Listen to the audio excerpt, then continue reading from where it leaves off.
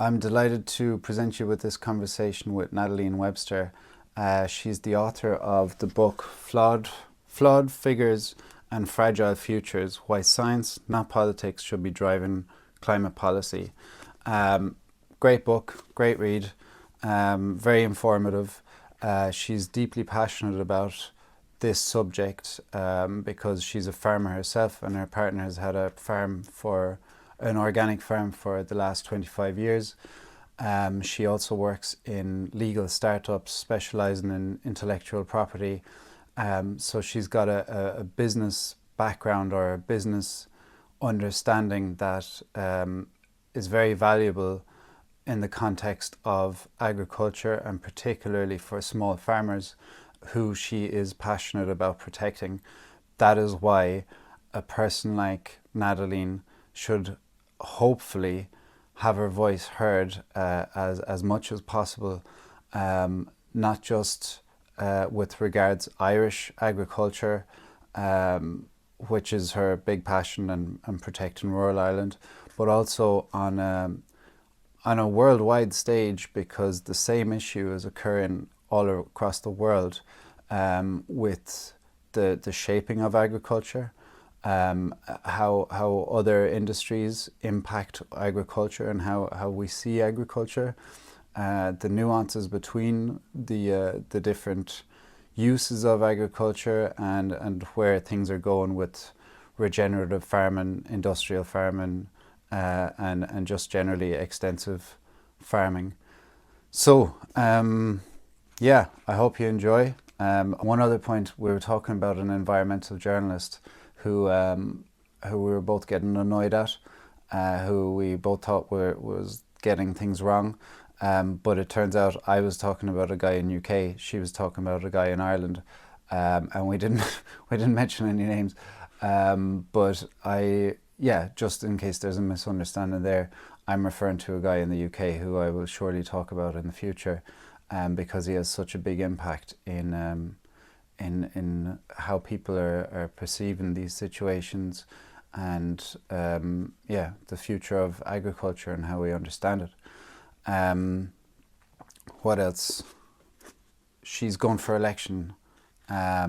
She's going for election in Tipperary, South Tipperary, under Independent Ireland, and I truly hope her voice gets heard. That's the main thing, because she is there with a passion to protect rural Ireland, protect small farmers who don't have as strong a voice as they could have, or should have, or need to, in this massively transitioning world where carbon credits and emissions could either work to our advantage or disadvantage of a farmer, say.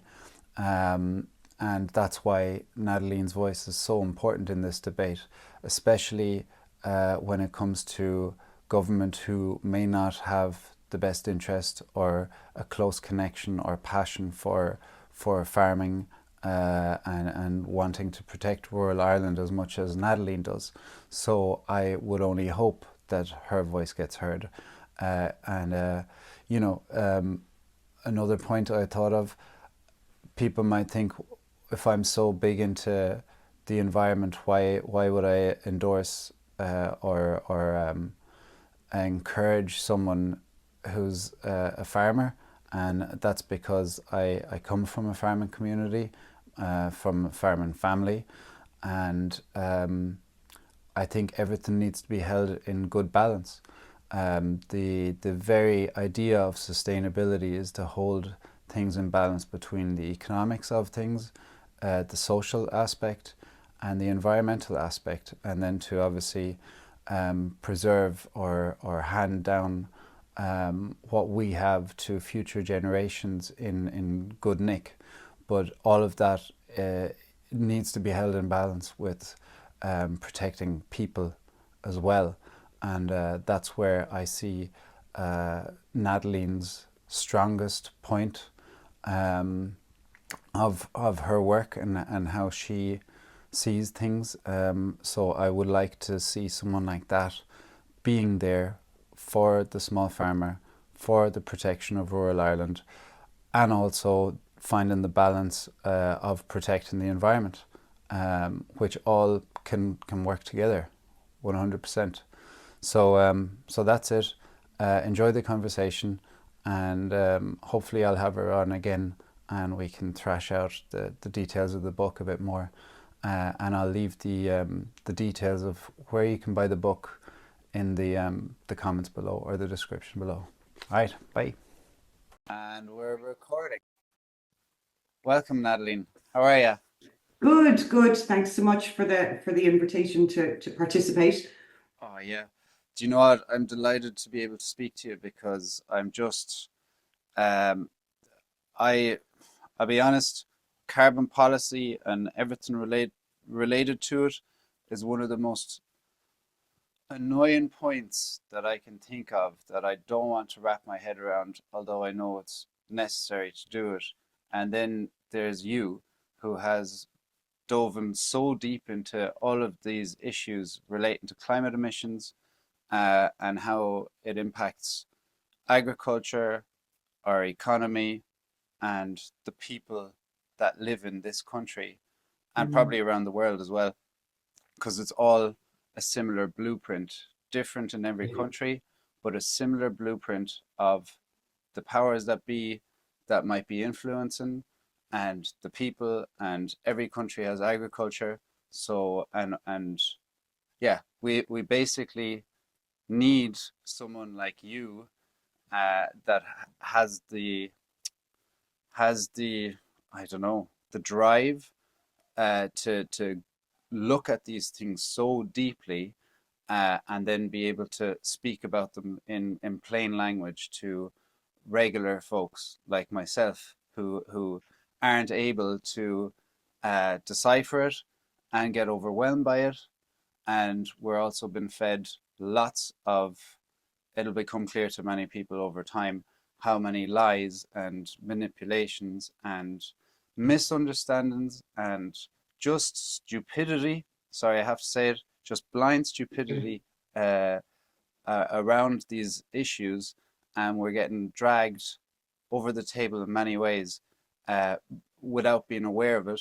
And a lot of it relates to our politics, the people that are advising them, shoddy calculations in the background that we're basing our calculations on, that all feed into our daily lives and of farmers in particular.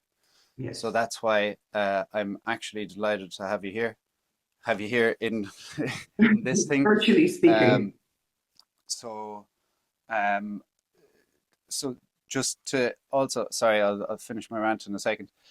The reason I even got knowledge of your work was because I was listening to a podcast from America talking about the madness that's going on in the world with carbon credits and emissions and everything.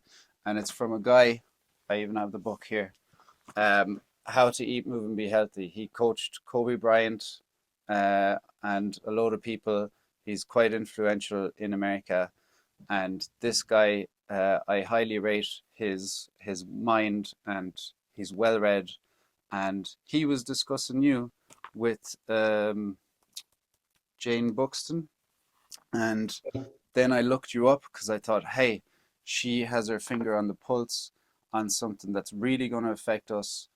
Right now, it's affecting us, but it will affect us for decades. It will So be. I looked you up, and then I found out that you're Irish, down the road, effectively. And I was like, Jesus Christ, I have to just reach out to you. And that's how this conversation came to be. So I'm delighted, and I feel like this was actually meant to be. I Um, do. I like it when I think what's missing hugely from, and it's not just a farming thing, it's happening pretty much in every aspect of Irish life and international life, maybe too, is you can no longer have rational adult conversations about things. yeah. If you have any objection, any position, any deviation from the norm, you know, there's hysterical shrieking and How labeling and dare you? How dare you question the very big dare narrative? you. you know? And it's almost outrageous that maybe you went and looked something up. Yeah, And I think that it's not even, it is complicated, and how everything ties into everything else is complicated. But I really don't think that anybody has trouble once you kind of get into it and you have conversations about it and you're able to sort of join the dots on things. I don't think anybody has trouble understanding it. I think people are overwhelmed by the sheer volume of, let's face it, it's like a slurry of nonsense. yeah.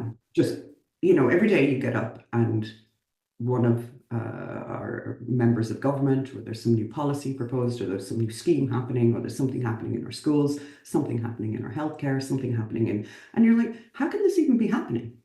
And a lot of times you're like, but that's absolute nonsense. And you know it's nonsense, but you don't. So when I published the book, By the um, way, this is the book.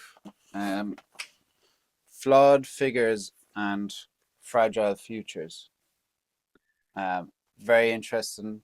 I'm getting through it right now, and it is heavy, for which I apologize, but it has to be, but with some funny commentary as well that I burst out laughing with a few times. So and it's readable. It's definitely readable for the average person, and in particular a farmer that has farmers. interest in understand just getting your head around what's going on in the background.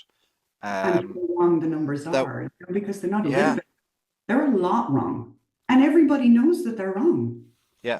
And so, you have environmental people in the media who are giving huge amounts of airtime, and they One can in willfully particular that's say, gotten too much lately, but I'll go into it another yeah, time. well, we know why. If Yeah, I was getting 700,000 plus to have a heavy focus on climate change from the government, yeah. uh, from a government that whose entire, in fact, climate policy relies on farmers shouldering the burden of all of the emissions of society, then yeah, I'd be bashing farmers too. Yeah, do you know I what it? probably wouldn't, because in fairness, I'm a lot of things, but I can't be bought really. So I wouldn't take it, but I can understand how an organization getting 700,000 a year to kick this group of people might find that enticing. But I do think that they should have more principles than that, and probably as an overarching thing. And I say it often, and I probably shouldn't, but I'm going to say it again anyway.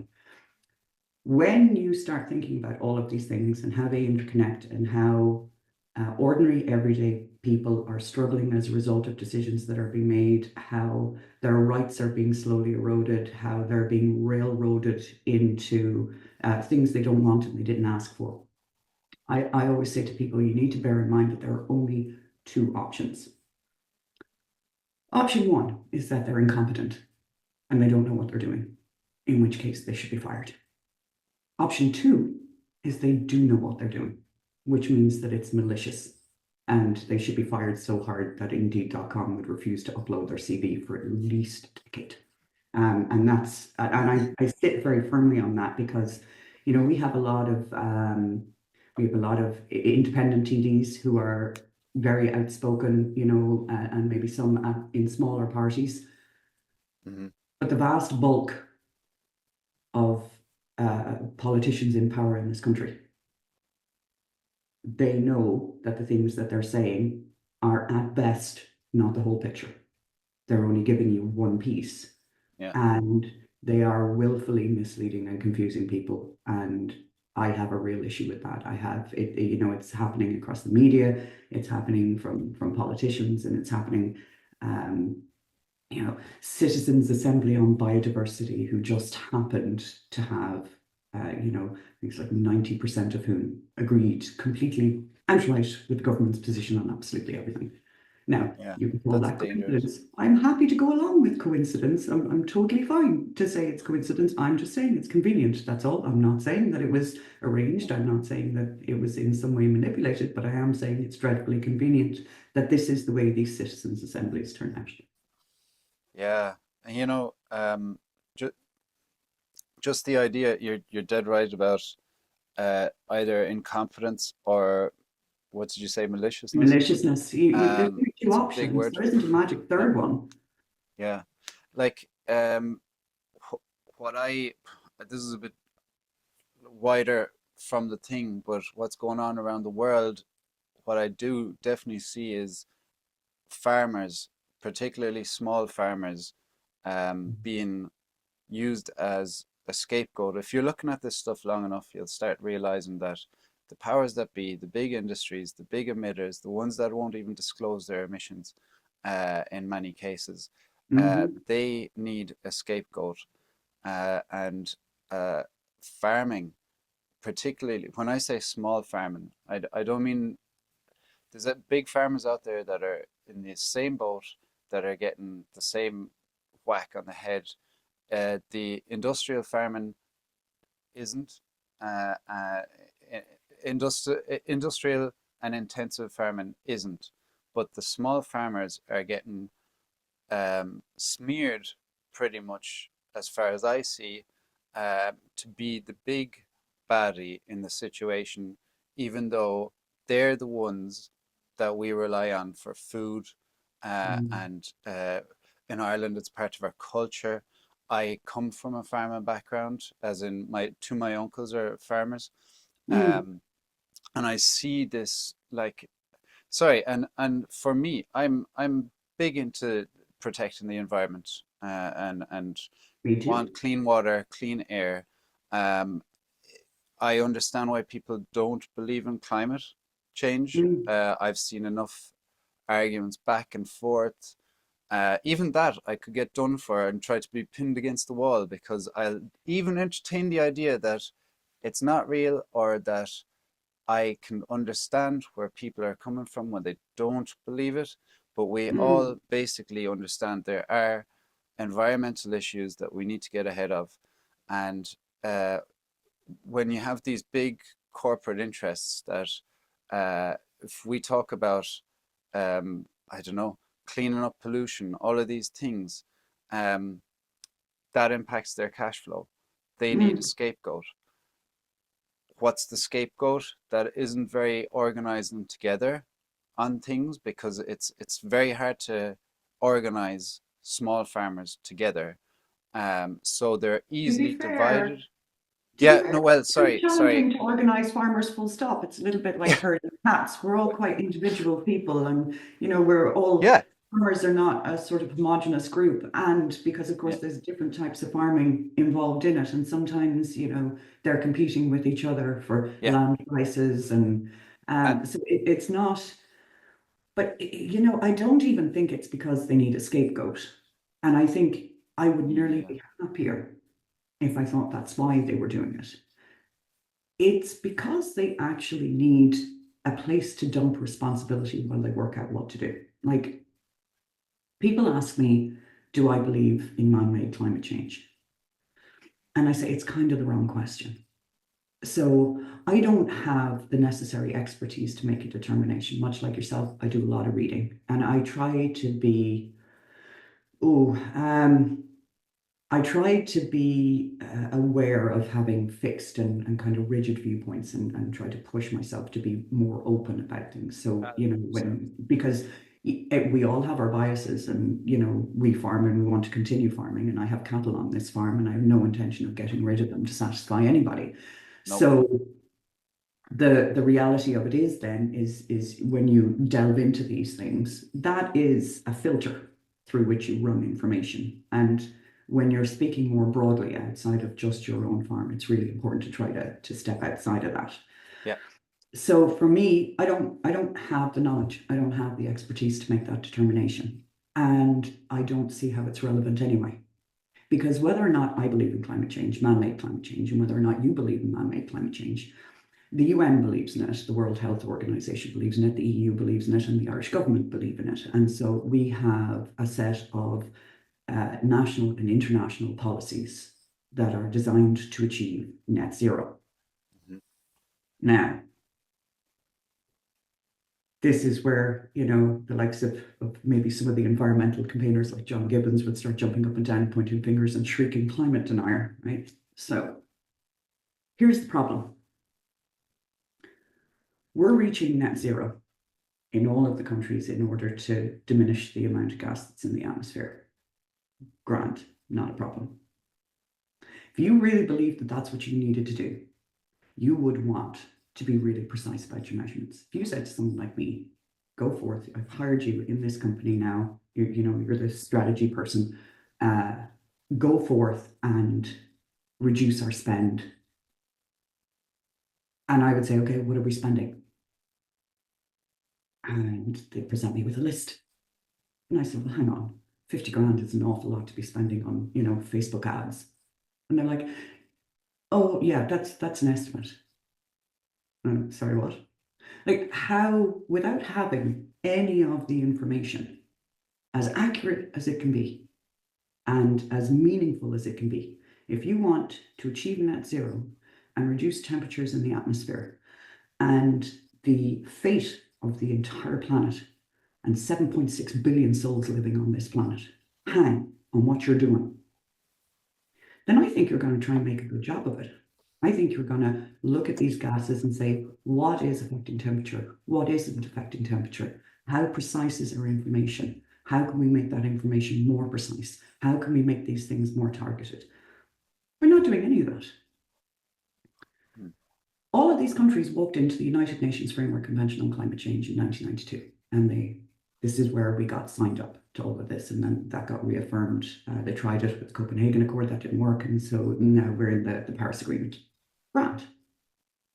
The Irish government was part of that. And when they came home, having had a discussion with, I think at the time, 165 countries about how the planet is going to come to an end in a couple of decades, and we all need to sign up, start taking action on this. They didn't come home and go, what should we be investing in today that's going to help us meet those goals? What infrastructure do we need? How do we start planning for how we're going to do this? And the EU didn't do that either. None of the countries that signed up to that did. Instead, they spent the better part of 30 years investing their energy into building a sort of carbon gas exchange system so that things could be offset against other things or mitigated by other things. And are you serious? Like, I don't know whether I believe in climate change or not, but I'm looking at these guys and I'm thinking, I really hope you don't believe in it. Because if I thought that you genuinely believed that the trajectory we're on is going to end the planet, and this was the best you had for solutions for us, that's the most terrifying thing I've ever heard. Never mind tipping points and temperatures and, melting ice and rising seas. The fact that you came home, you signed us up to that and did nothing for 30 years except to pillock about with international trading systems for gases. And then you woke up one morning and said, right, now's the time. We're going to start cutting all these things and making every single one of the people under your care suffer as a result of it. That's unconscionable. And like, really and truly, at that point, I'm not going to say I don't care, because obviously, like, climate change, and if things go the way that they're predicted, that's hugely important to all of us. But what should be more important is that you didn't do a thing. You didn't do a thing. You could have started for planning for like a nuclear power plant in Ireland. You could have started, biomethane. You could have started better public transportation. In fact, arguably, you drove the country on knowingly and deliberately to produce as much emissions as is humanly possible for 30 years, and then decided to stand on the brakes. And that's a really big problem. And there's no party in government, Fianna Fáil and Fine Gael, cannot stand there and say, well, it wasn't our party, we weren't in charge at the time. One of you two has been completely in charge since 1992. What were you doing? And why were you doing that? Yeah, it's funny, it's evolved to something that when I'm looking at it now, I don't have trust that it's been done right. As putting it simply as anything there, I don't believe that we're doing it in the right way. And I do believe that on top of incompetence and hanging around waiting for everyone else to, oh, what's America doing? Oh, okay. Well, if America's doing it, well, then I guess we're in too. But it, like one of the other big things is the influence that the corporate interests have Mm. on derailing it. So like so say what I understand now more than ever is that corruption in politics is or that they're easily swayed is such a big part of it. And right now it feels like not only is there the incompetence in it and hanging around not doing it properly, but there's also the manipulation tactics in the background that are Mhm. funneling through. And this is not just Ireland I'm talking about, this is No, worldwide, that globally. it's being hijacked all across the board. And where you're like on your fingers on the pulse there, because it's like we need to be able to speak about these things without being climate deniers, without Mm. environment haters, and go like it's been hijacked. Right now, I all I see around us is the bigger industries having the loudest voices and figuring out a way to manipulate the policy or lobby to do this in their favor, and uh, small farmers come at the cost of this. Yeah, And yeah, I totally accept what you're saying there as well, that we have been sitting on our laurels we as a have. state, and probably most countries around the world have been dilly-dallying. And now to add insult to injury, when we actually finally look like we're doing something, which there is progress, let's not Yes, say there there. isn't. And Uh, farming is making a lot of progress, much more yes, than any other Ireland, sector. Ireland is like what we should consider ourselves lucky. This is controversial because I know We're farmers not are a getting a heavily bad deal. industrialized country. We're lucky. Sorry, I missed that. We're not a heavily industrialized country, Yeah, and which puts a disproportionate focus on farming. yeah, well, true.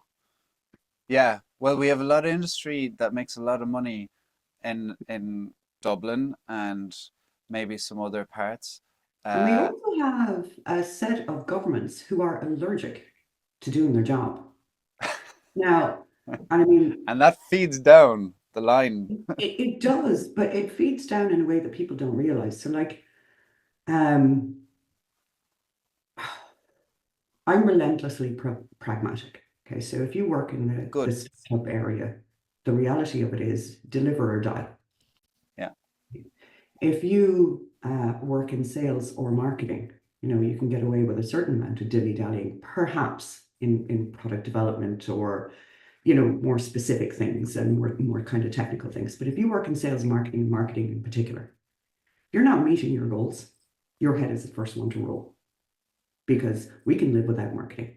So you better be bringing it. Because if you're not, bye.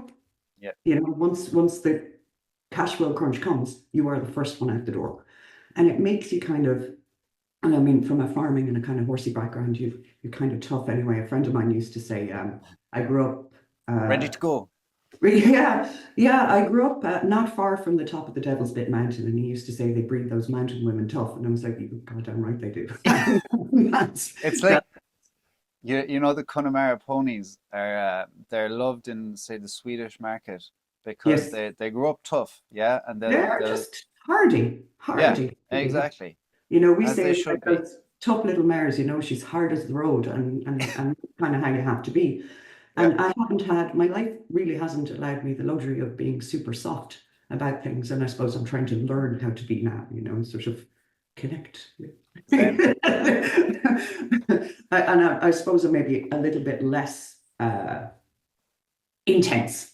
I was going to say aggressive, but that's not the right word. I'm less intense than I used to be about stuff, which is good because in the current climate, in meetings with various ministers, when people are actually genuinely lying to your face, I probably would be arrested for what I would have said 10, 15 years ago. But today, you learn to kind of soften it a little bit, I suppose.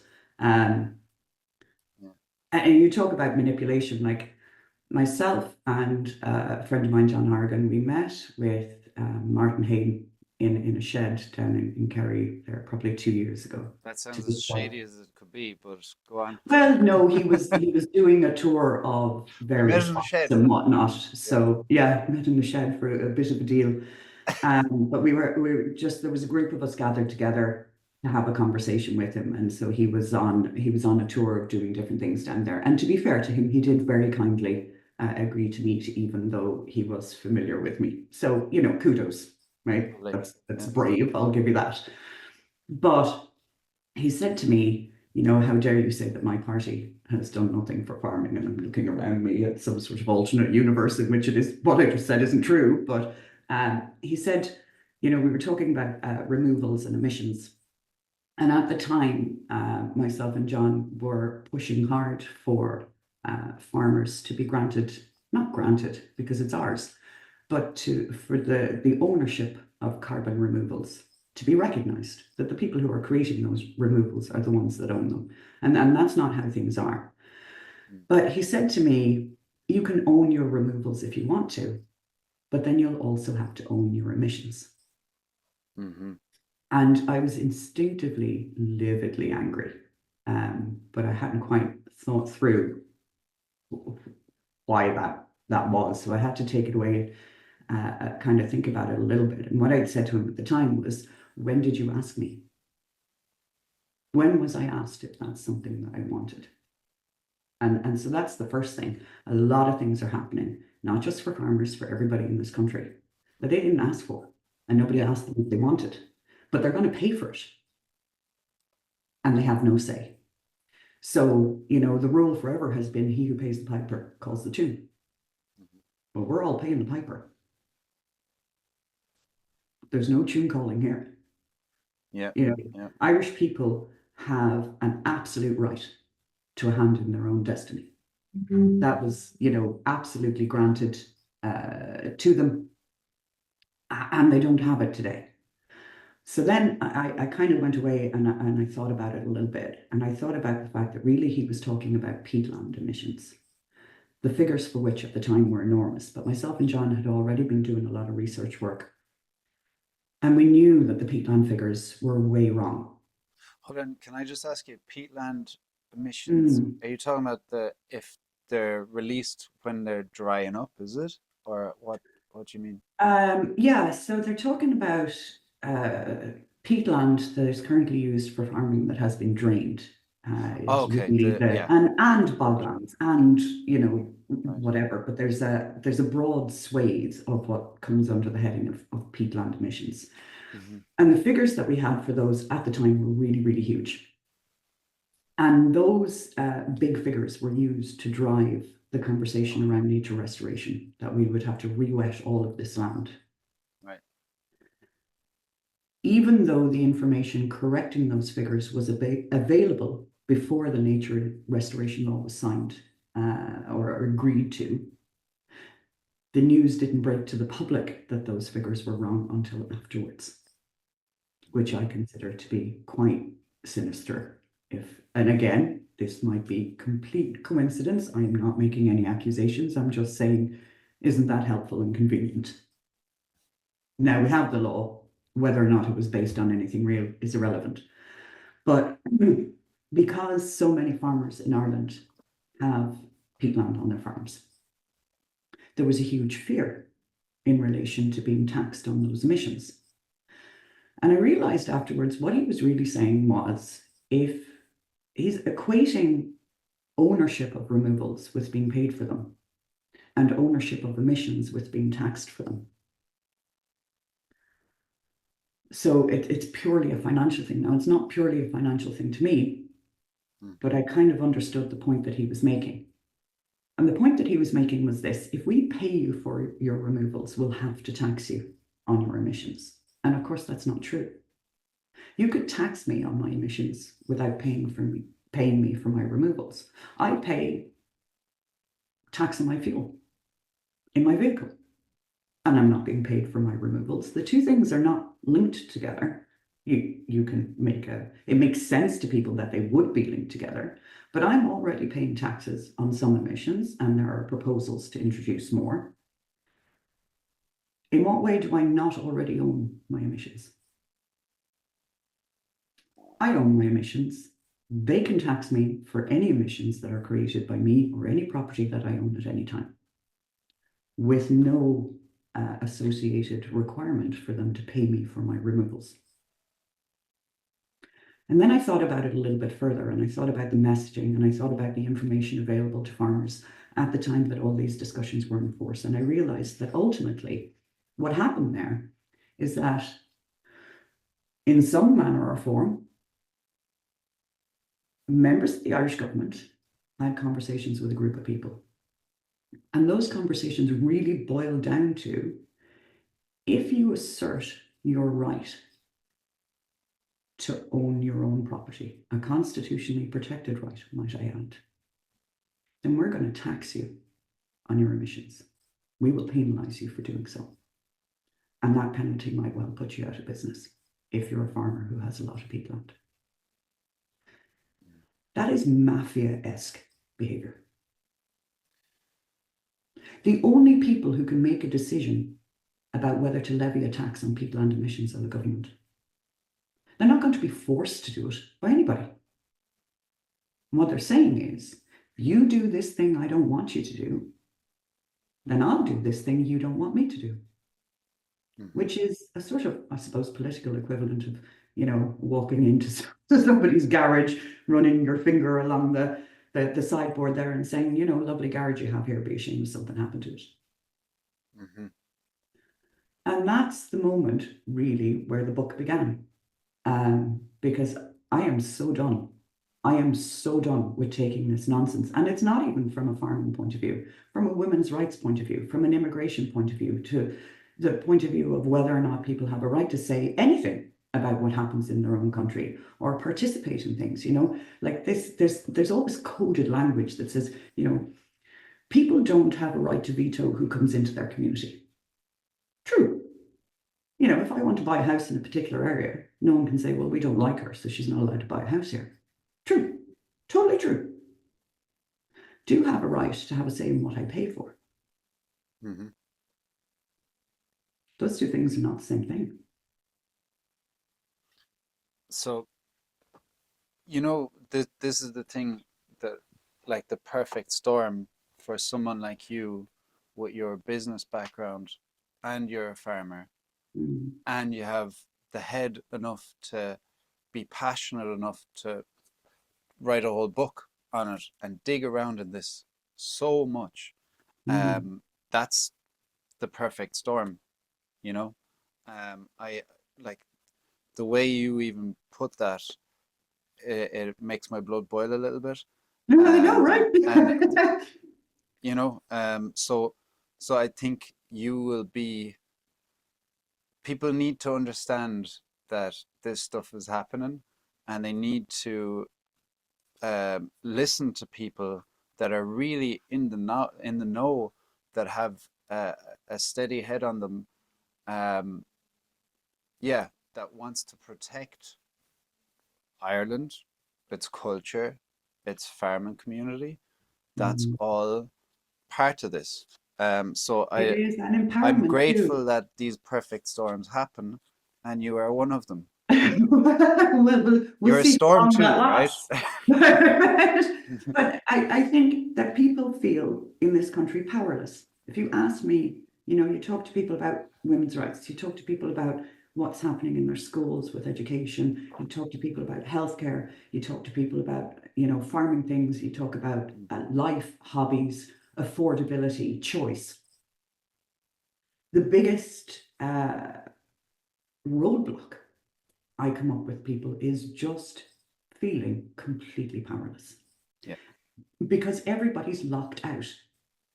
If you are an enthusiastic cheerleader for whatever thing the government has going on right now, you're inside a wall. Mm-hmm. NGOs will support you. The media will interview you. You'll get time on the TV, you'll get time on the radio. You'll be invited to participate in various things. I'm sure that you will accidentally and completely, in a completely unconnected way, appear on a citizens' assembly, for example. All the doors open for you to participate in public life and public decision making as a matter of course. If, however, the opinions that you hold, the thoughts that you have, the information that you have is in any way inconvenient, you are locked out. Yeah. That wall is all encompassing. Now, you can meet with government ministers, you can meet with scientists, you can meet with state bodies, you can meet with NGOs, you can meet with various corporations, you can meet with various groups. You are not breaking through that wall. And I think probably, with myself and John with the carbon removals action group, I will have to, the one thing I would say that we have achieved is I feel like we've managed to some degree to take a very difficult conversation to some degree mainstream and get some level of attention. And I think people are listening more now than they were. I know Minister McConalogue, when we met with him, probably right back at the start, we had an opportunity to ask him a question or two, and I pulled him on measurements, and he was saying, well, the figures are pretty accurate, like they do need improvement, but they're pretty accurate. And then last year, when we met him, he was like, they do need a lot of work, and, there's a lot of international discussion to be had about how they should be calculated more accurately and what should be done. But of course, all of this is going to take time. And I'm like, well, that's super. How many of us will be left? By the time you take your 10 years to work out how you should have been measuring us, how many of us will be left to benefit from your largesse in finally getting off your ass and getting around to, putting some fresh batteries in the calculator and working your fingers down to a little stub? And the answer is not many of us. There won't be many of us left. And more than that, there won't be 1 ounce of apology or compensation for the people who lost their property, they lost their livelihoods, they lost their reputation, and maybe even, and I don't want to be dramatic about it, but nonetheless, the topic of mental health in farming is a hugely important one. These lads, a lot of times, are isolated. They spend a lot of time battling the weather, battling conditions, battling machinery. The bits keep falling off on a routine basis, no matter how much they try to put it together, battling financial problems, without a huge necessarily community or even sometimes family support, because like farming is all encompassing and your family makes sacrifices for you to exist as a farmer. And yet it's something that's so embedded in you, you can't not do it.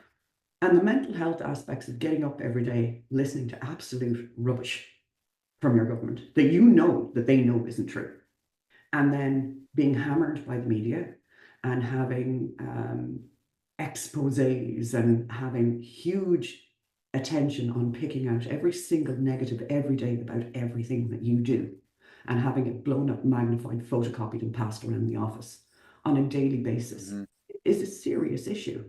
Two detached people that work in offices and might not understand the lives of farmers and what they go through. I think that everybody, you don't need to understand somebody's life to know that saying awful things about them on a daily basis is harmful. Yeah, absolutely. They're just people like everybody else. And they're doing an honourable job.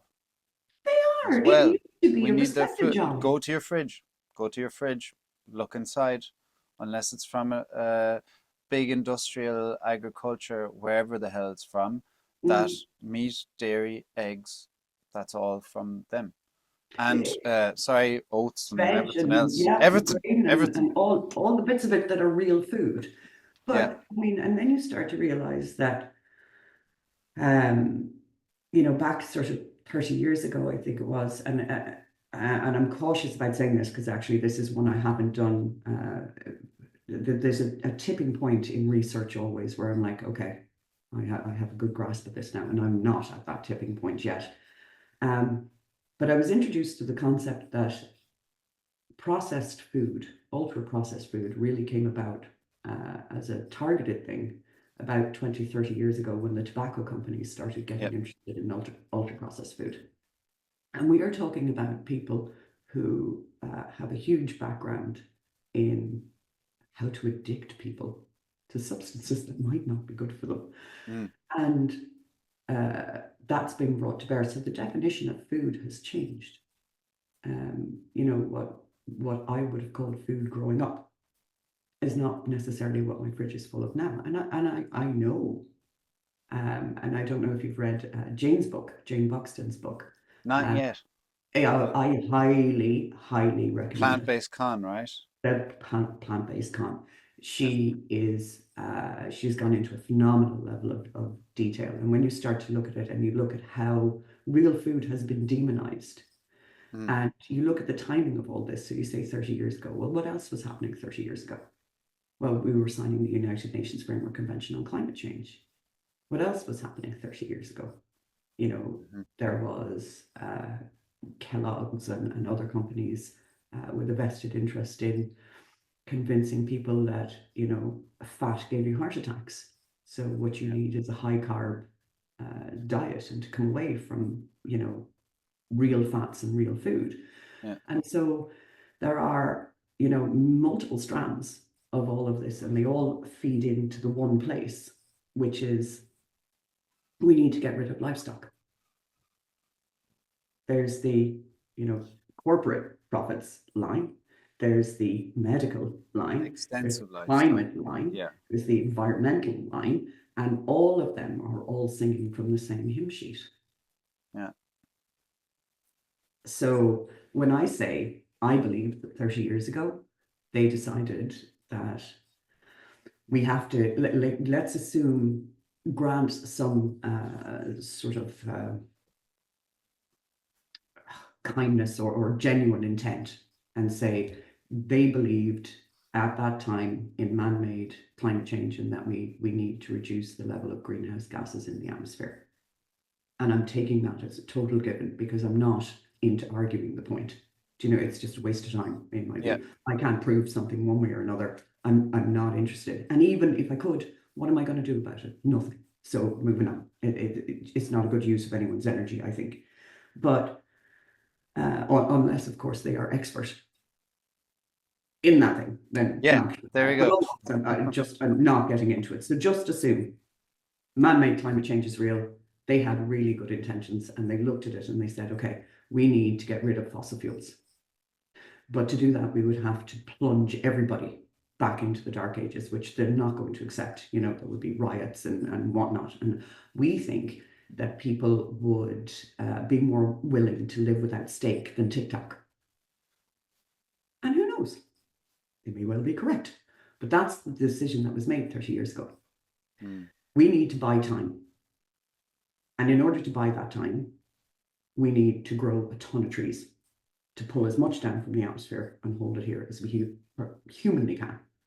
The problem is that most of that land is used for food production. Now, it's not just even livestock, you know, tillage, vegetables, fruits, what have you. Most of that is used for food production.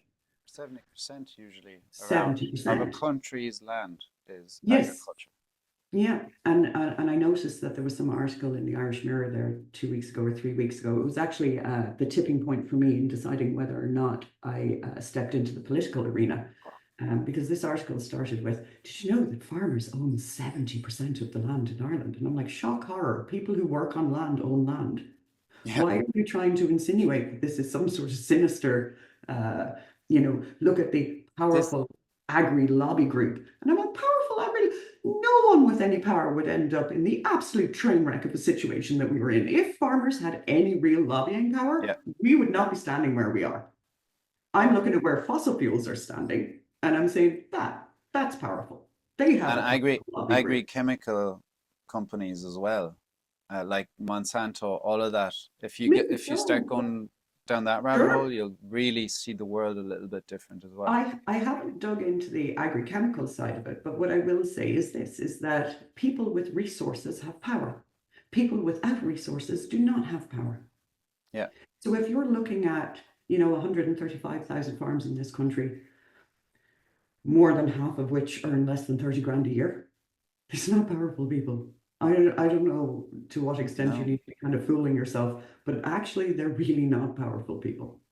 I think that farmers did have quite a lot of voting power once upon a time in this country. You know, Fine Gael would have always been the farmers' party, and now they're the, you know, killing farming party, I suppose. To be, well, that's maybe not fair because I don't see any different from any of the other parties, actually. That's unfair, and I should And it's apologize for that. sorry, it's all around the world. It's the It same is all thing. around the world, So, but like like it's not. farmers were once our biggest indigenous industry. Yeah. There was a time when the export markets from farming were the only exports we had, or not the only, but certainly the main one. And those local farms supported so many industries all around them. You know, in every rural village, in every town, in every whatever, you know, farm mart days, people who worked on farms, the money that was coming in through farms was what kept everything up and running. And that's not quite as true today as it once was. But I think you'll find and see, and when you start knocking out farmers, the landscape and the financial landscape of rural areas will change and not for the better. Hmm. Um, Lose its you heart know, to the mm, culture, say. It's all linked to the culture that we have here. it is, but also because, and I probably, you know, this is maybe a hot take. Go on. Farmers are many things. And I mean, these are my people, you know, farmers and horse people and, you know, rural life in general. I have been part of that community my whole life. And these people are right at the center of it. And a community operates around them.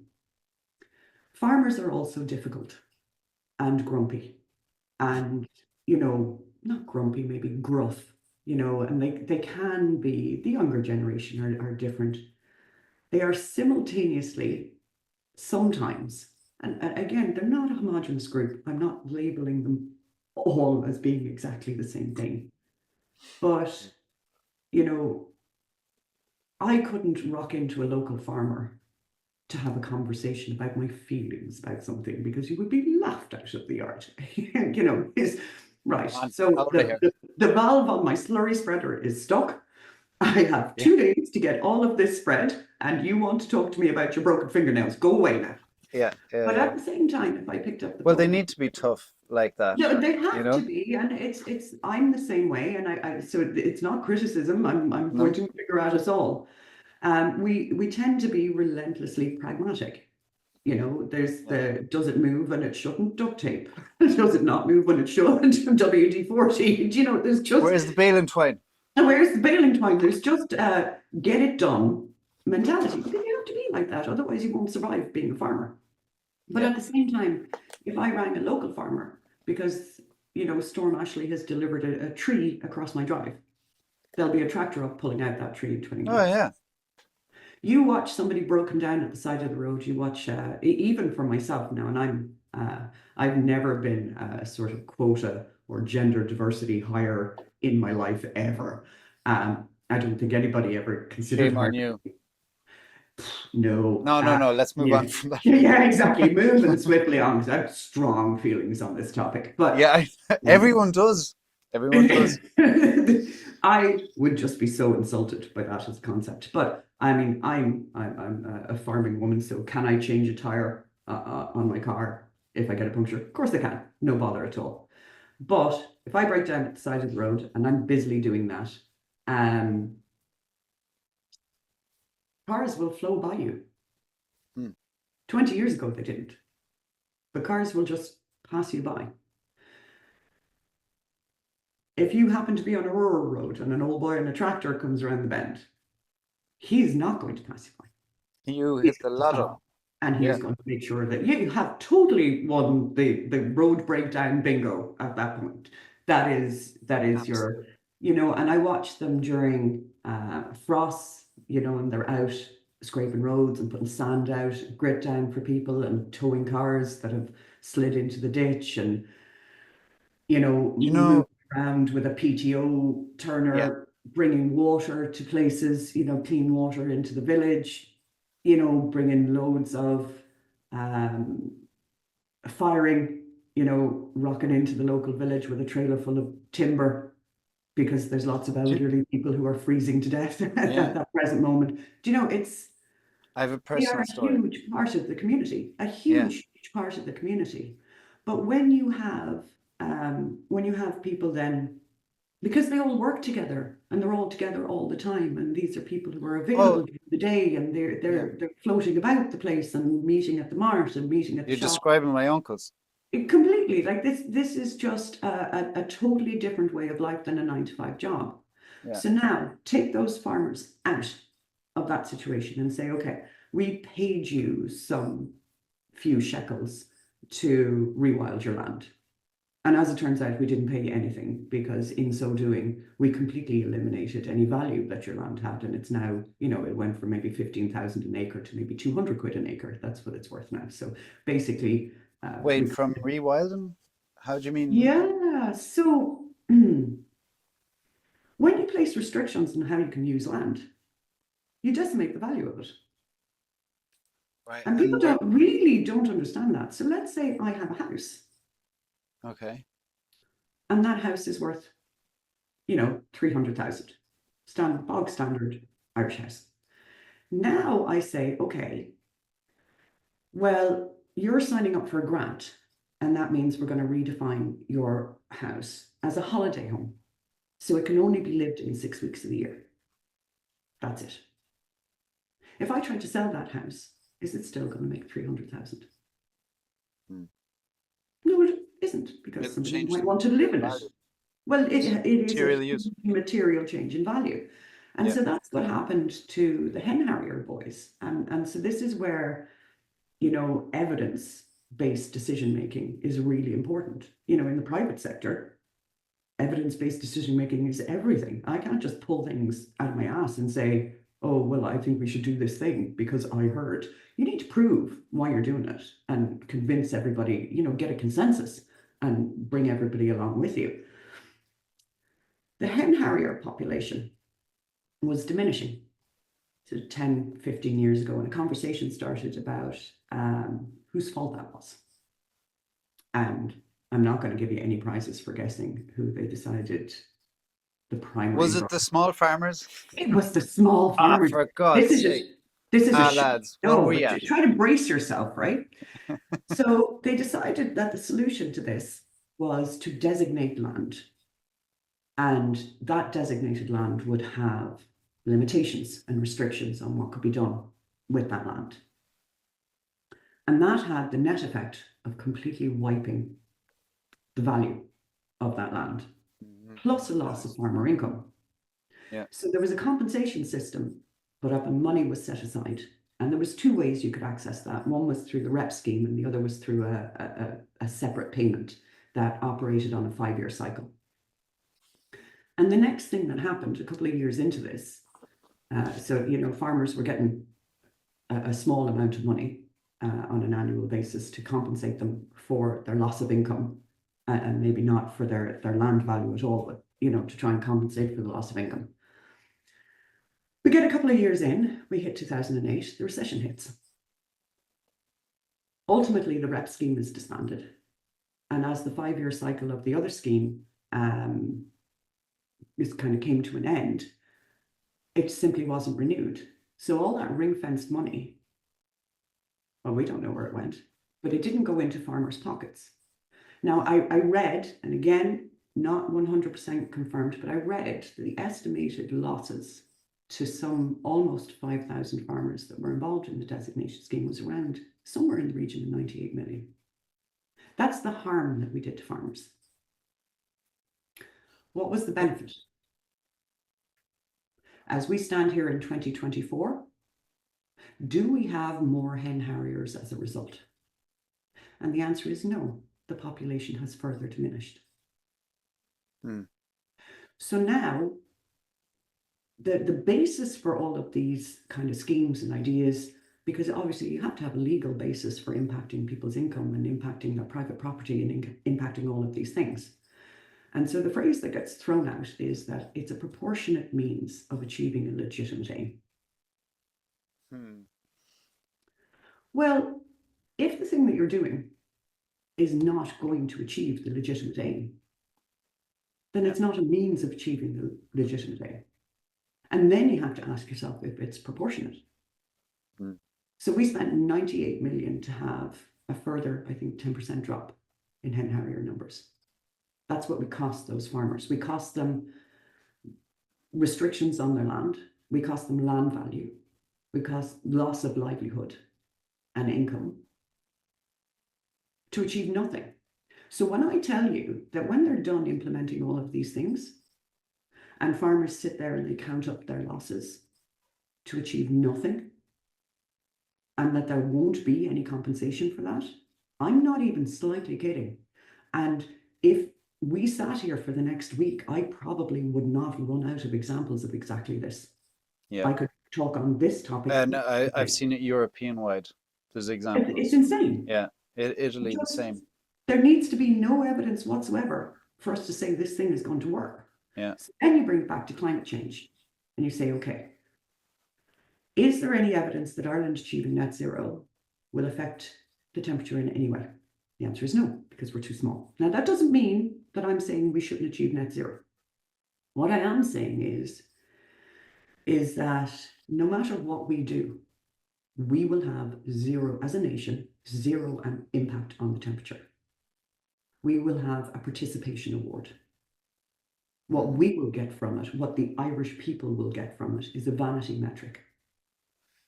And so I think that we shouldn't be driving our economy off a cliff to achieve it at speed. That's not to say that I don't think we should achieve net zero. The net zero thing is a different thing entirely. But my point is, if you're not, like, let's say Ireland could make the difference between a full degree temperature rise and a half a degree temperature rise, and what that means for the planet. Yeah. Then there is a conversation to be had with the Irish population to say, listen, this, if we sacrifice these things, we will achieve this. Irish people are being asked to sacrifice a lot. And what that's going to achieve is nothing. Well, sorry, I get you, but on the other side, the fear is these big fines that we'll pay if we don't play along with the global narrative. That's the big, that's the thing that will be pushed. Like, if we don't do this, who was it? 8 billion fines down the line. If we don't implement policy for reduction in emissions in transport, which is the hardest one, if we don't get EV vehicles out, blah blah blah, and it's all like, there's fear mongering definitely in that. I do respect the idea that if the economics of the world are shifting, we better be bloody aware of what's going on, because if we're caught sidestepping and the wrong way, we can land ourselves in a whole lot of trouble. So I get the economic threat, and if you're not able to stay agile and adapt, I get that. But there's no economic threat. They made that up. Really? Well, who signed up for it? Well, we talked about this. We talked about this, didn't we? About the Paris Agreement. Why would be imposed on us? Because these couple of lambs lamped themselves in front of a flamethrower, and they signed us up to things without any consultation, without any assessment of what that might mean, without any assessment of what it might cost the Irish people, because we have no representative democracy in this country. That is an absolute myth, and it is the thing that makes me crossest about all of it. We have people who say, vote for me, and for the next 5 years, I'll do whatever the hell I like. And I hope that I'll insinuate myself into a powerful enough position that I will fool enough people into voting for me again in 5 years' time. And I'll still just be taking the special interests behind me to, you vote me in, but I'm going to listen to these guys. I will do whatever I like. Yeah. That's not representative democracy. And the thing No. that annoys me about this is that I work in, marketing and sales. If Coca-Cola put a new recipe out there and they want to know how 40 million people feel about their new recipe, Mm. they can achieve this in a week. We live in the information age. Tell me how it is that there is no system by which the government can, like you look at the Citizens Assembly, we have these portals, the MyGov place where you register, you go to sign in, you have your ID. That's a Oh yeah, yeah, verified the user website. of this Yeah, government platform for them to, do your tax returns or to yeah, sign up for different things or get a medical card or whatever. There's a portal that you have to be a verified user of and sign in. yeah.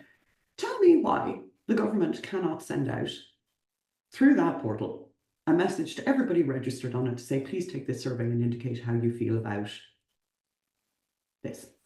I would love that.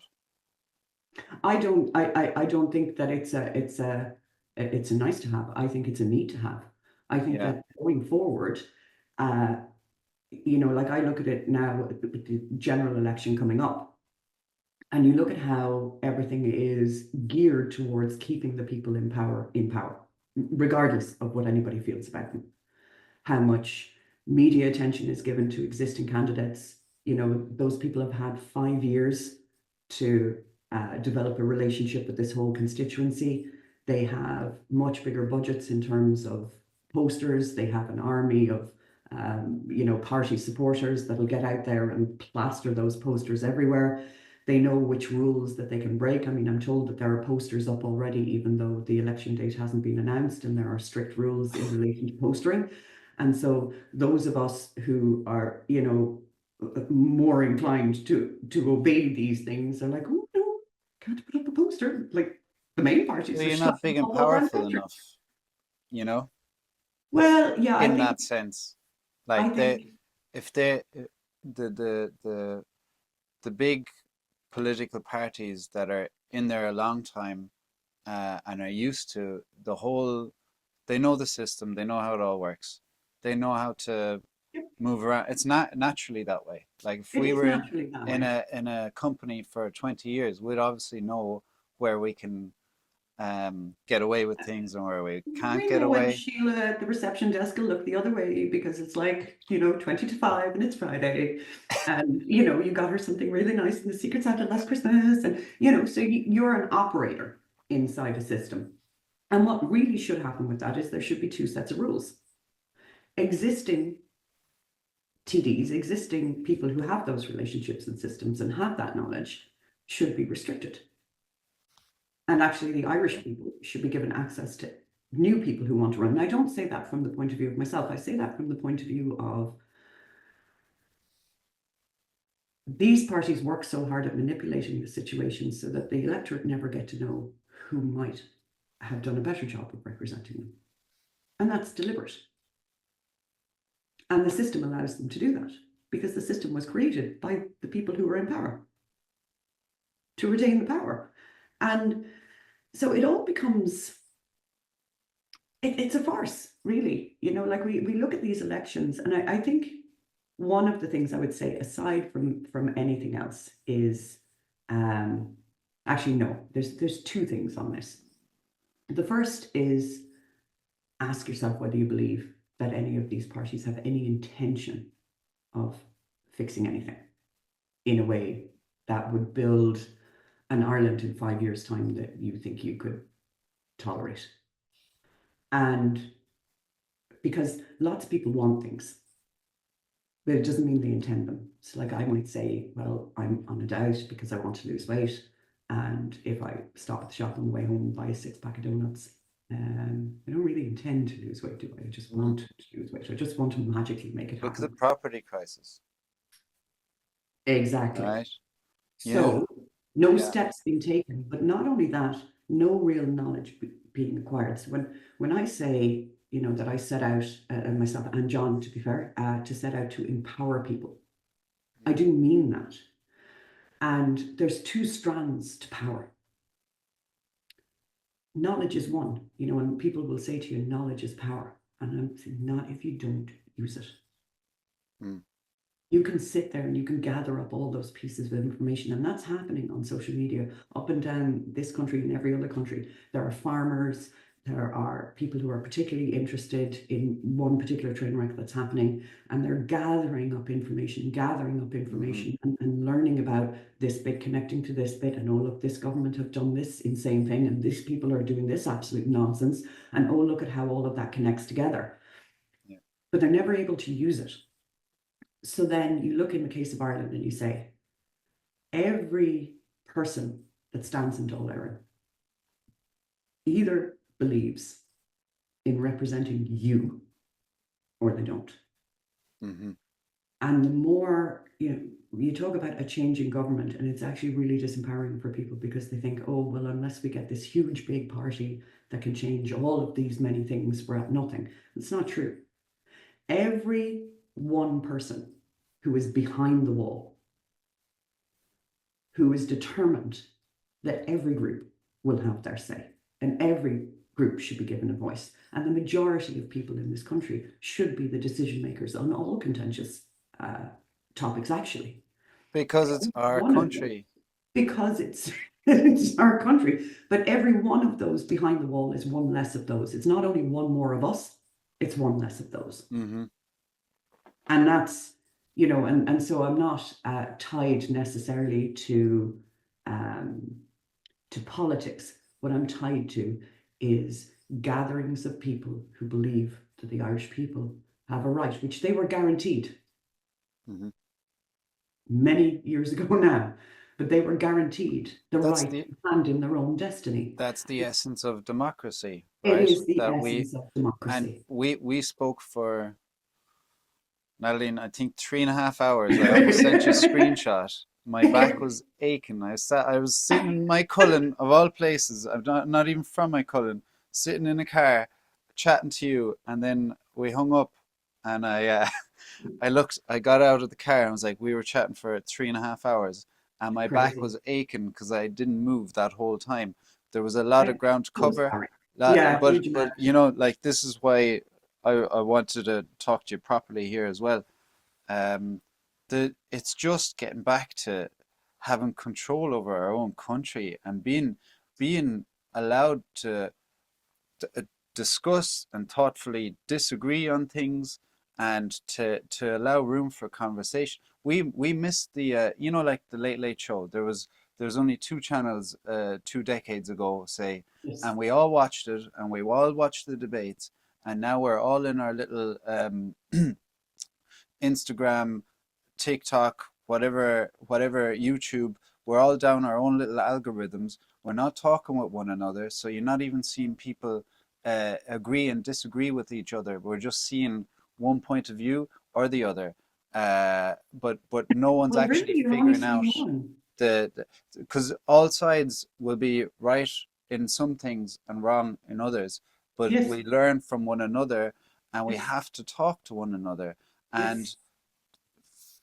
God damn it, I'd love to get back to that Well, more. I think that the algorithms are particularly important because um, so say for example in relation to the book, if I made, and despite doing the research, if I made a video stating very clearly that um, that the figures for emissions from livestock are wrong, Yeah, there's only one platform that I could put that video on and have it stay up: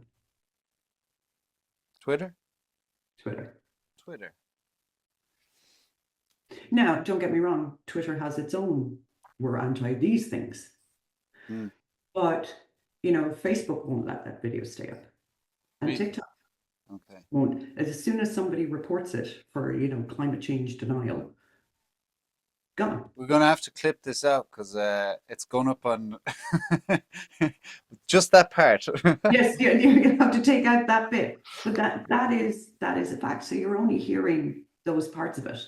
And then you Yeah. get the shrieking harpies, that the minute you kind of step into something, because like I don't know everything about everything. You don't know everything about everything. And there are always, in every situation, um, and particularly in the introduction of policy, there are always unintended consequences. Always.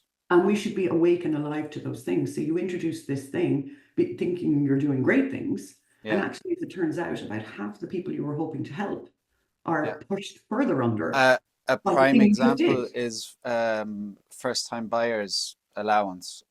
My Yes. God, sorry, I've a background in property, degree in property, Hmm. worked in it for 15 odd years plus.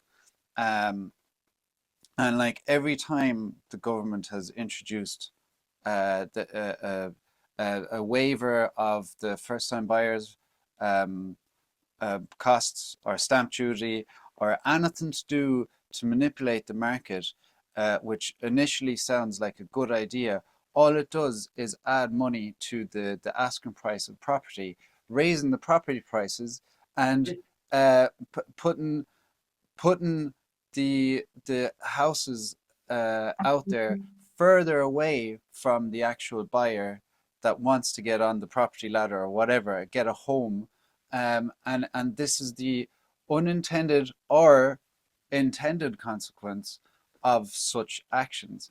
Like Yes. sometimes it's stupid and naive, and they couldn't see through the domino A knocks domino B knocks domino C all the way to Z, or they do know, and it's all artificially rising the prices of Again, property. only two And that's options: incompetent or malicious. there we Those go. are your two options. Like if you're a government, if you're a regular person, but I'm going to be fair actually and say um, that I'm not sure if you're familiar with the concept of black box thinking.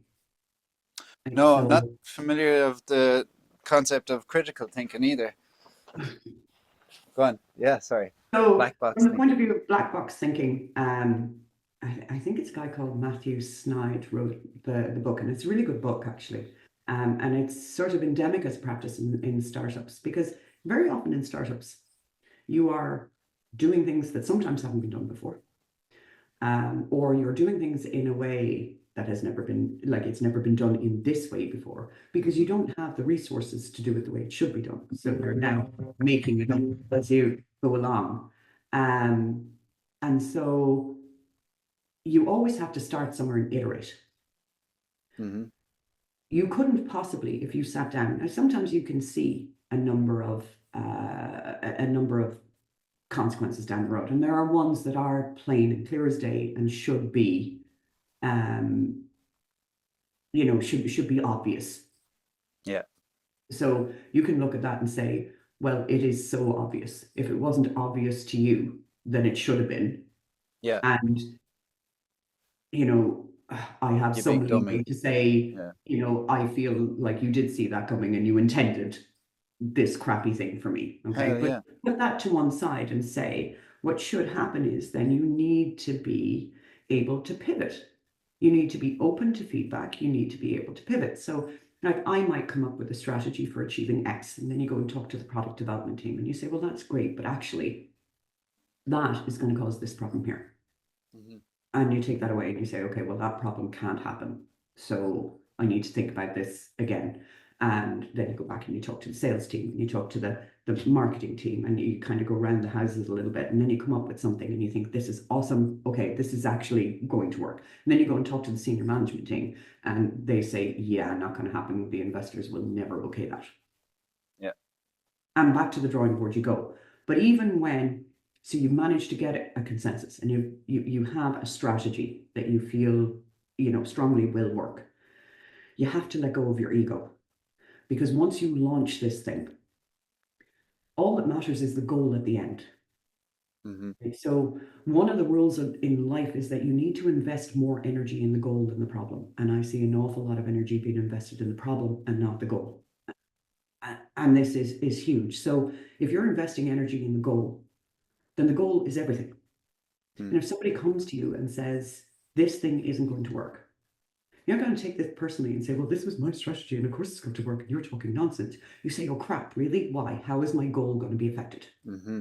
Yeah. Right? You need to be flexible to And you achieve need to it. be flexible and you need to be able to iterate and you need to be able to start somewhere and say, I know that I don't have all of this locked down, Yeah. but we're going to get better and we're going to get better at it every day. And that's Yeah. how you deliver things And because you no stay one's humble as perfectly well. formed. You You stay have humble. to, which is hard because, yeah, I, Yeah. there's a scene in House. I don't know if you've ever watched the series House, but there's The a scene, Doctor, is it? the doctor, yeah, I I've love never watched it, Hugh but I heard it's Laurie. good. Yeah. Highly recommend it. Highly recommend it. I love Hugh Laurie anyway, from Jeeves and Muster and Blackadder and many things over the years. But Ah, the Blackadder. was the head of the hospital is giving out to him, and she said, you know, you always think you're right. And he said, I find it really difficult to operate in life on the opposite assumption. And I'm like, fair, fair. That's a fair argument, you know. I think there's a balance somewhere because being that sort of can do and tough and pragmatic makes you push on. Yeah. And then every so often somebody will be like, Yeah. back here.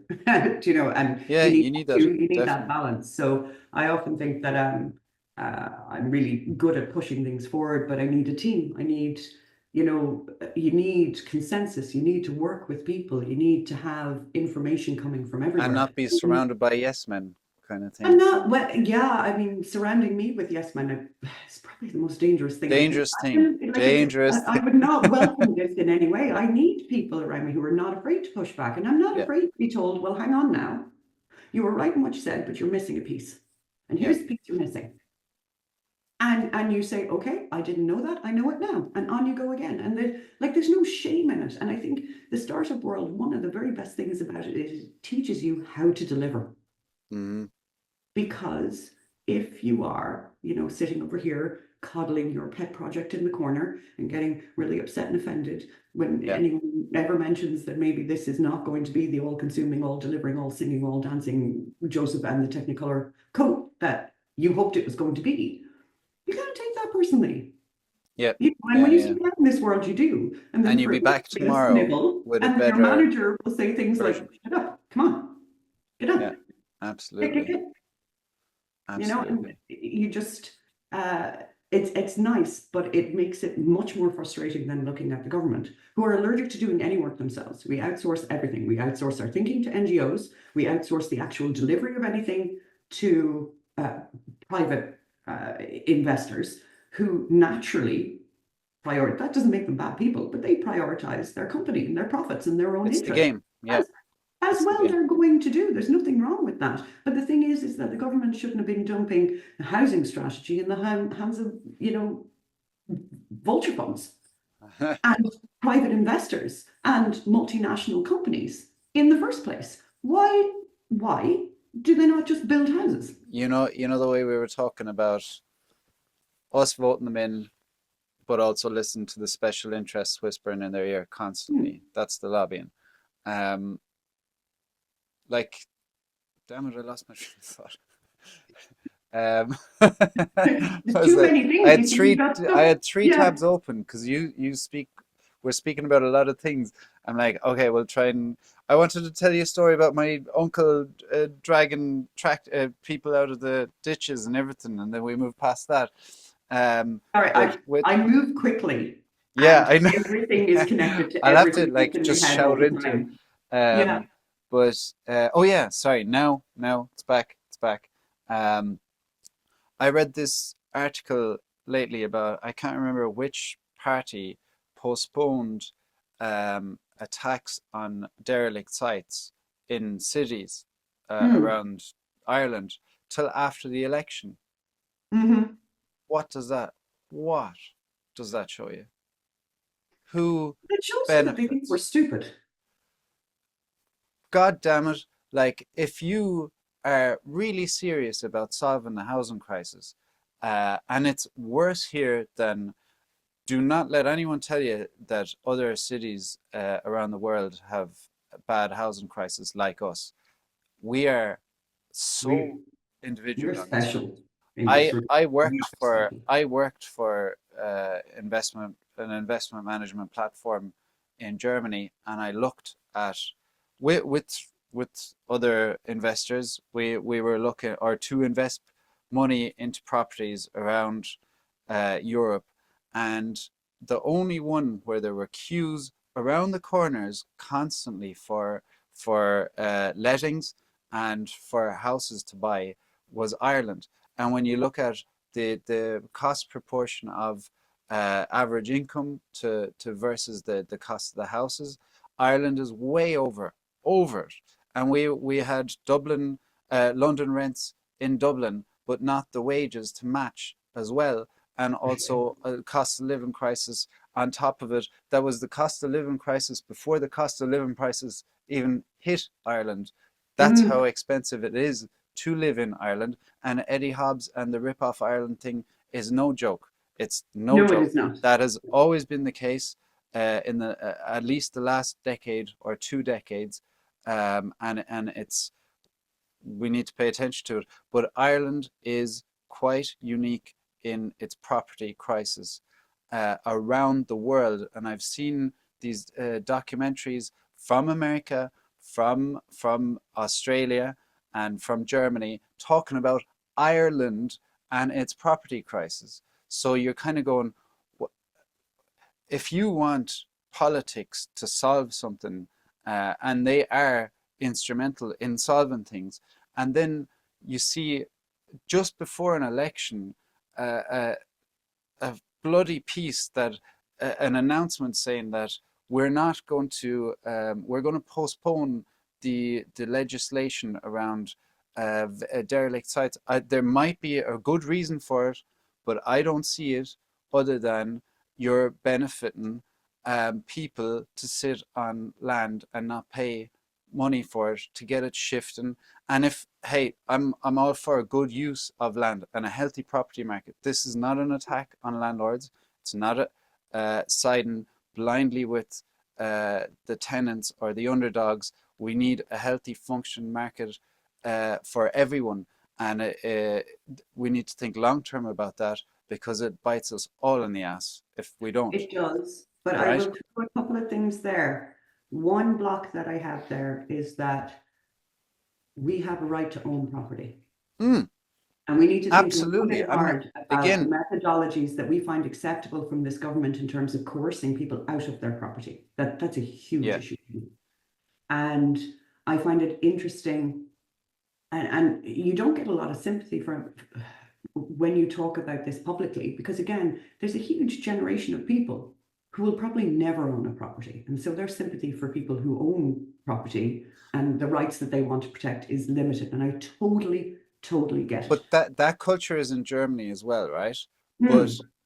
the the rents are reasonable enough, and the security of tenure is there that you can make Yes, something your home. You can stay there for generations. which In is not the case many here. cases, it works out better that you can stay in a rental apartment or house, Mm. and not like you're actually often financially positive to rent that long, but you feel secure. It's within your, it works. Yes. Here, telling people they have to rent forever, or that that's their only option, where there's Plus, there's a issues. feeling here. There's a tie to owning your own property in this country that people Yeah, feel really strongly in a way that they don't in other countries. And that's part of our culture, and that needs to be accepted. absolutely. Part of But our you're history. talking about the derelict house tax. Were you familiar with the residential zoned land tax? No, go on. Do go on. Yeah, the government Hold on, this decided. is supposed to be about agriculture and emissions, but Well, it is what? about Oh, agriculture and emissions. This is exactly what it is about. So, oh, as okay. is everything, I talk to farmer groups all the time, and I say to them, when it comes to how we're going to fix the problems in agriculture in rural Ireland, in everything that's happening, is all roads lead to Rome. Everything comes back here. Eventually, if you dig into any part of what's happening in society, it comes back here to an enforcement of international projects that we didn't pick, we didn't want, we didn't ask for, but nonetheless we're getting. And how do you derail that? But the residential zoned land tax created zoned land, new zoned land around existing towns and villages. So the stated purpose of this was to push developers to develop land that they had purchased and that was sitting idle, which doesn't explain why they zoned a ton of farmland, actively farmland, as in farm, like land with cows standing in it or crops standing in it right now that happens to come close to the edge of town. And then they introduced this tax. I think it was 3% of the value of your land per year. And I think it was the ICSA, the Eddie Punch, was doing some of the numbers on it. And so forgive me, Eddie, if I'm misquoting you, because I might well be. I hadn't looked at my residential zoned land tax folder in a little bit. But I think he worked out it would take 11 years for you to owe the value of your land. So basically in 11 years, they can just take your land because you haven't paid the taxes on it. So a couple of things were happening with this. One, they weren't necessarily going to notify you. They wrote some articles and you had to go and visit a portal to see if your land had been zoned to find out whether the tax would be due. And then they said, well, it's not really going to affect farmers because if your farmland has been zoned and you're actively farming it and you don't want it to be development land, then you can appeal and it will be removed. That was the theory. In practice, what happened was at least all of the farmers I'm aware of who appealed received a standard, your appeal is refused. So what they're trying to do is push farmers out of farmland and sell it to developers to be developed. And again, this is about coercion. So you're minding your own business, farming your farm. Literally your own business. It's your business. Your own Farmers business. are business people.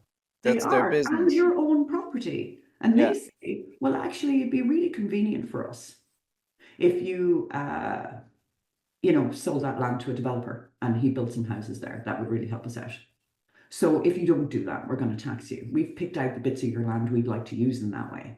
Now, prior to that, if the government wanted to use a particular plot of land, regardless of who owns it or what it's used for, they would have a compulsory purchase order on it. But increasingly, this government, and to be fair, other governments around Europe, they're getting very fond of what's called an administrative fiat, as opposed to introducing legislation to do something. So the preference is, and again, I think about things strategically, which makes me lean more and more to the malicious side as opposed to the incompetent side. It seems to me that there is a trend for creating legislation that opens up standing for preferred NGOs, babbling a preferred narrative to be able to take legal action against the government, to force the government to do the thing that the government wanted to do, but they needed to allow an NGO to sue them to make it happen, right? Throw an eyeball in the direction of what's happening with gender. Park it. Swivel back over here. Then when it comes to things that are impacting other people's rights, we introduce legislation that says we can just take your land whenever we want it, there's going to be a problem. And that problem might be quite a fighty problem, actually, because now you're dealing with a bunch of people who really aren't going to take that. So you need to come at it differently. Rewind a bit and look at the PSC card. When they brought out the public services card, it was a social welfare card to prove your identity to the satisfaction of the Department of Social Welfare to cut down on social welfare fraud. Click, buzz. Then Regina Doherty came out and said her famous, it's compulsory but not mandatory. What they did was they used a piece, an already existing piece of legislation in relation to social protection to bring in this card for identification. And then they expanded its use out across departments. So you're now not going to be able to get a passport unless you have a PSC. You're not going to be able to get a driver's license unless you have a PSC. This is the same argument as the vaccine passport thing back in the day, that you'd need it for different things, to travel, to whatever, you know? You don't have to have it, but you're just not going to have a life if you don't. But, yeah. And we need to decide very narrowly what we're prepared to accept from them in this regard, I think. But Digital Rights Ireland took a case against the government and the government lost. And I don't know why this case isn't publicized to the extent that it should be, but they did a huge service to all of us, because what the court found was this is not a national, in fact, what you have done is introduced a national ID card by stealth. And you may not do so without the correct legislation. So the only place that you have introduced proper legislation for this is in social welfare. So you are entitled to say you must have a PSC to access social welfare payments. That bit is fine. The rest of it, you can say if you want to do this thing online, then you're going to need a PSC. But otherwise, there are other ways to do it. They might be slower or less convenient or take more time, but you can download a form, fill in the form, post it back. You must offer other ways of doing this thing that don't require this card. The residential zoned land tax is exactly this. It is leveraging you cheaply off your land and getting that land in a convenient location developed because we want to. What's happening with climate change and the extent to which farmers are burdened with offsetting emissions from other sectors is exactly the same as saying, okay, we want to solve the housing crisis. And there's a lot of people in this country living in houses that have spare rooms. So you, as a group of people, you own property capable of solving our problem. So here's what we're going to do. We're going to, and linking this specifically to forestry, but to things generally. Here's what we're going to do. We're going to offer a generous incentive for you to let out your spare room. But we're not going to tell you that we're not going to let you take that spare room back out of that marketplace. If you have a bad tenant or you have a problem or that tenant leaves, well, housing is a right. And we want to enshrine that in the Constitution by way of referendum, along with watering down the constitutional protections for private property ownership. But if they've rented out that room and forever now, the government have an interest in that room. And then once they have an interest in that room, those payments slowly start to go down until now you're getting a sort of a pittance for your spare room and putting up with all of the unpleasantness and perhaps inconvenience and of having strangers actually in your home. We need to be awake to the ways in which process and policy and legislation are being very intelligently put together and utilized to push people down certain directions. Like most people, a lot of people will ask, why won't farmers go into forestry? Because the reality is once you do, you're never taking it back out. You are This is not what I allowed wanted to actually to go talk back to you out. about that when we were moving on. It's a huge problem. Yeah, the the hen harrier project, all of that stuff. Like I think what people who aren't farmers or don't own agricultural land that are, they might be looked at by someone who cares about the environment and go, why don't you just put loads of trees there? The government said that you'll get money for putting loads of trees on your land. That's a material change in your land. Um, That you cannot undo. once you grow those trees, that Like land marriage, can't be you're used. stuck now. Yeah, you're stuck now, and you also have to have a felon license and all these things. And the promise with, like, it's a perfect example with the hen harrier project that the money went down as soon as the economy took a hit. I mean, fair enough. Historically, if you look at how hard Ireland got Not fair hit enough. by the Not fair enough. no, There no, was no, sorry, no, fair movement. enough that Yeah. the size of the hit of the Hmm. economy was massive. But let's not be naive to think that low interest rates, declining interest rates for 4 decades have inflated prices across the world. It's had a massive impact. If that thing comes crashing down, because there will be sectors and parts of our world and investments that have been overly reliant on this low interest or 0% or even negative interest rates that have been factored into calculations, then the thing crumbles, then we could potentially end up in a very bad economic situation, no matter what country you're in, but say Ireland, and then you have a promise from a government that we're going to spend money on you, dear farmer, to change your land to forestry. And I'd be thinking, if you don't have that pot of money set aside for 30 or 40 years to pay out to farmers the promise that they've got, then you do not have my trust that that money is coming into the bank accounts of these farmers for this potential sacrifice of the use of land that they could be using for other things. And And will never be able to if you only use. give me a 5 year promise and go, well, we'll reassess every 5 years, that's too dangerous as a business owner of a farm, say. Mm.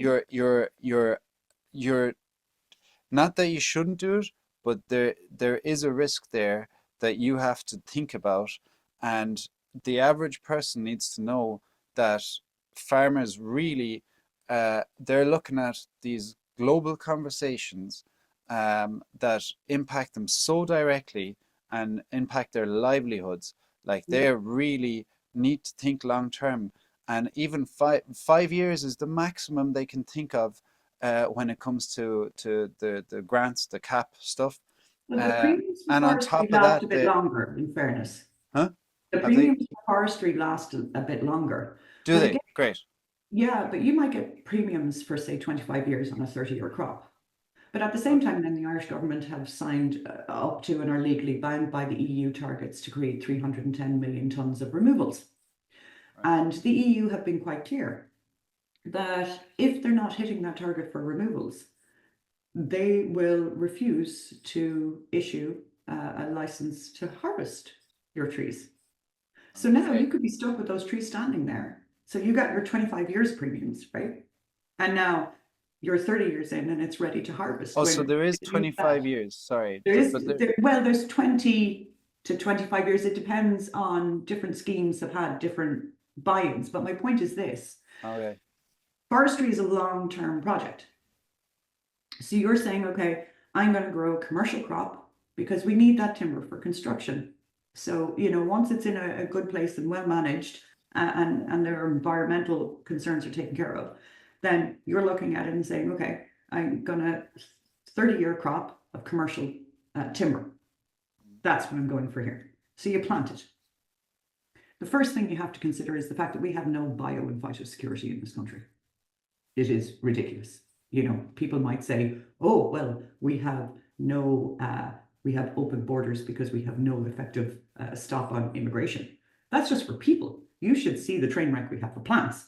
Okay, so we are shipping in diseased plants because this is not a government who can organize things and think things through and put in place infrastructure and use an evidence basis to draw the conclusions of what it is that they're going to try to do, and then listen to feedback and operate dynamically. If they existed in the private sector, we are talking about people who would be bounced on their heads all the way out the front door of any company that I've ever worked for, ever. The level of incompetence just makes me genuinely bleed inside my skull a little bit with the urge to say, you know what, pack your stuff, get out. Just get out. Just get out. Oh my God. Yeah. Um, Yeah. so what's happened, say, with the ash dieback is we were aware that there was disease in Europe for the trees, but we are pushing here plant ash, plant ash, plant ash. Right? So we introduce the premiums, but what we don't do is we don't go and talk to the nurseries and say, listen, 2 years' time, 3 years' time, 4 years' time, we're going to introduce a big push for ash. And so we're going to need a lot of ash trees. Get cracking. Grow, grow, grow. Instead, we just announce it. So the only way that the people who are taking up that offer can get the trees to be planted in order to meet the conditions to get the grant for the thing that you want them to do is to go to Europe. Then there's rumblings of this disease is in Europe. And the government say, yes, yes, we know, but we can't stop, imports coming from Europe because that's against the whole Europe thing and we'll be fine and it'll all be terrible. Listen, it'll be grand. Go on ahead, go on ahead, go on ahead, right? So all of these plants came in. Ash dieback arrived in Ireland. It has wiped out huge amounts of ash all over the country. I know. I've cut them down, the ones that, yeah, Yeah. that are So going to fall on the road and everywhere. now we have things killing the larch. Now we have things killing hawthorn. We have bark beetle. There is no phyto and biosecurity. that Yeah. any forester can rely on. So take that piece, park it there for a minute, right? Then you plant your commercial crop, and you plant it with the knowledge that you are going to have a payment coming from this forestry for the next however many years that you've signed up for the term of your contract. But you must now plant it in the full awareness that in 30 years' time, when this crop is mature, you may or may not be allowed to harvest it. There is no implied right to harvest. And they can withhold a license from you anytime they want to.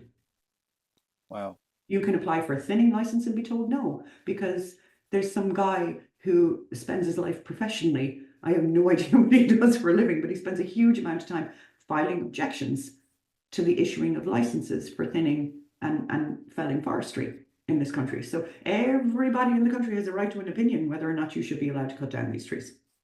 Wow. Yeah. So, and I think they have done a lot of work to improve that situation. And is but that was an what do you absolute think that's disaster. about? Is that like It's because an an awful lot of the environmental move, environment, or it's it is environmental, but they want specific partly? types of Okay. forestry in specific types of areas that they see as being beneficial. And a lot of the more extreme ones are like, we should never be cutting any trees down. We should only be growing native trees, and it should be in a Yeah. native land. And, you know, all of it is, I don't know if you remember, during the 90s, I'm going to say, because I am that old, I can't tell whether it's the 80s or the 90s. The Irish Lotto ran an ad featuring this woman in this sort of kaftani type thing with flowers in her hair, and she was like, I won the lottery, I'd buy a big field for all the ponies in Ireland, right? And you listen to some of these people talking, and you just have a mental image of this ad. So a lot of these extreme environmentalists think that this is what we should be doing. We should all be in our kaftans in a moonlit circle Yeah. in the middle of our native forestry, singing Kumbaya or whatever it is that they want us to be doing. But let me come back here. So now you have your 30 years later, your children have your trees because maybe you planted it with a view to giving your kids something. Now there's no right to harvest. If let's assume they stayed free from disease and the crop grew really well and it's all ready to go, your kids will be told 30 years from now, you can't harvest that because we don't have enough removals. So you're just going to have to let it sit there. You're not making any income from it. You have no way of making any income And from that's it. a You're not negative allowed to cut impact it. on the farmer It is. or the landowner or the Or the forester, whatever you landowner. want to call yourself. But let's say you weren't that lucky and it did get diseased. You now have an obligation to replant. Right. Is there any guarantee that what you're replanting it with is any healthier than what went in the first place? And that replanting may well be happening at your own cost.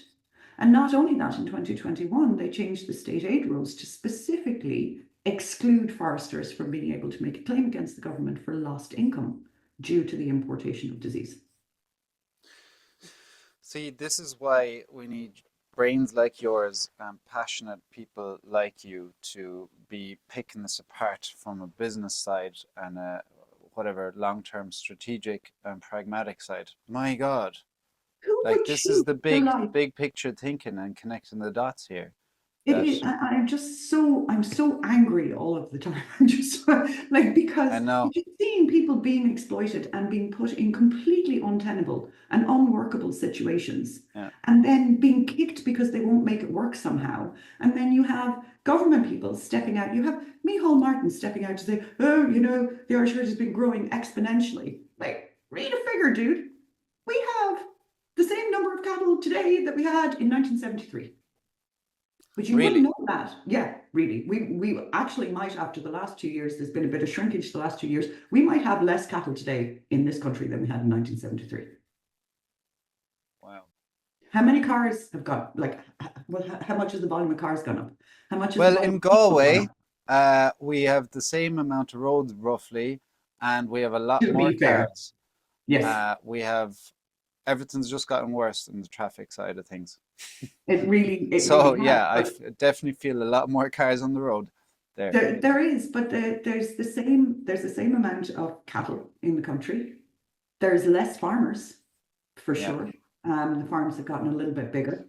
And I like to think that, you know, that people say, well, you know, greedy farmers exploiting nature to make money. No, well, yeah, and also no. Here's the thing. Nobody cares more about water quality than a farmer. Yeah, If your water is messed up, then your animals that are drinking your water yeah, are not going to be healthy, and unhealthy animals don't make money. yeah. Ta-da!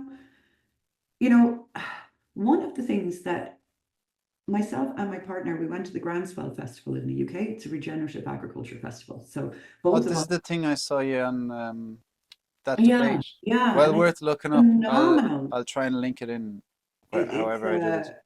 it's a huge experience to go. But I'll tell you, the thing that struck me the most, that was 3 days of thousands, and I do mean thousands of farmers. They're at their own expense having breakout rooms and webinars and demonstrations and tours and Yeah. talks and discussion groups and on how they can be doing what they're doing better. There is no recognition in the Irish media how much progress farmers have made in terms of water quality, in terms of biodiversity, in terms of environment, and in fact, in terms of climate change, if you want to get into it, to be fair to them. You'll have Elaine McGough from Antashka last year did a webinar with the Irish Environment Network, I think, on water quality. And she spent, I think, 8 minutes hammering at farmers. And then she spent 3 minutes talking about sewage. Mm. And 1 minute of those 3 minutes was dedicated to saying things like, in fairness to Irish Water, they inherited a very bad infrastructure and they have been doing their best. And I had to leave the room before I put my foot through the television. That, you know, the bias is clear. Yeah. And farmers cannot stay being hammered the way that they are. And sorry, what one big thing there is big industry, massive Mm. part, massive part on chemicals that go into an untreated water and everything. That's a huge part. That I'm going to make a prediction. I'm going to make a prediction. Within 3 years, you are going to hear a shift in the narrative about where nitrates in the water come from. right. Right Okay. now, that's 90, 95, 98% all comes from agriculture. The nitrates in the water, the phosphorus. Intensive and extensive, or I both, don't obviously, think they right? make any distinction at all. I think as Right. long as you're kicking a farmer, it's all good, right? So um, I'm going to make a prediction in the next year or two, and certainly within the next three, there is going to be a gentle shift in how that's allocated. Hmm. Right now, it's like vast majority, 95, 98% of nitrates in the water comes from agriculture. And I'm willing to put myself out there to say that figure is going to change significantly in the very near future. And where do you think it's going to change to? Big industry? I think that, well, to be fair now, I'm going to say that a report in the UK, a study was launched last week to show that actually in the UK, to be very clear, that's not the same as here, Yeah. that sewage and industry were as big, if not bigger, a contributor to nitrates in the water than agriculture. Wow. And like they have a privatized system over there that's really messed up. So Mm. they're all eyes on trying to figure out what's really causing the issues with Yep. as little money as possible. And it's gone into the hundreds of millions, if not billions, to clean up Yep. this stuff that they're trying to now figure out how to pay for because they messed that up completely based on a lie of Thatcher's to say, or a misleading Mm. concept to say, well, you're going to own your own water by buying shares in these companies that are created. And then in the end, what happens? You have big international funds who are the main owners of these water companies that have dried them through, taking the dividends out and not reinvesting the money to upgrade their water infrastructures. So they're really up shit's creek without a paddle in a Literally, way. literally, Yeah, literally. But again, there's only one answer. It's do the work. Yeah. It's not elegant. It's not pretty. It's not fun. Roll up your damn sleeves. Do the work. Stop offshoring stuff to private industry and then being surprised when they prioritize their profits. Yeah. That's what they're supposed to do. That's what they exist to Damn do. right. That's practically their raison d'etre. So, like, I do not understand why we don't demand. It's like the Irish government will just, whatever the NGOs think, that's what we'll do. And, you know, we can provide funding to our preferred people who will tell us to do what we want to do anyway, but we need an excuse from you guys to make that happen. And then we need to actually provide something physical, national biomethane strategy being a case in point. Mm-hmm. I mean, what's up with that? So we have a huge problem with surge in this country. Everybody knows it. You could, in theory, now, and I'm not underestimating how very difficult this is, because the kind of scale that we're talking about nationally and how you get the gas from here to over here to burn it, to produce electricity, all those things, I'm not saying that it is small. But I am saying that every molecule of surge produced human waste in this country could be going into a biomethane digester and producing biomethane to provide electricity, which would help bridge the gap with renewables and what have you. And then the digestate coming out the other end, depending on circumstances, obviously bacterial contamination and all kinds Are you of things. about to suggest human feces spread on as fertilizer? I'm going to say Denmark do it. Do they? Hmm. Wow. Now, and again, there are criteria. So, like, I myself personally, would I put digestate on my vegetable garden and then eat those vegetables? Even if they told me that it was biologically and bacterially, like, completely safe to do so, I'm going to say the answer is probably no. Probably This is no. almost as icky as like us eating insects for protein. But I No, get you. actually, But there's a nothing. use. There's a use for everything. There is a There's a use for use for everything. everything And in all of waste. that right now is being dumped in our waters. Yeah. And that is a resource that could be providing energy cheaply, locally, cheaply, and, you know, depending on, so like if you're a garden center producing tons of pots of flowers for people to buy, what's the problem with using composted digestate? Yeah. Yeah. Well, Once I you've mean, tested and safe, what's the problem? And so now you've dealt with two problems. You've boosted your energy supply and the security of your energy supply, and you've dealt with surge being pumped into the water. yeah, yeah, And maybe you've you're reduced benefiting fertilizers. biodiversity.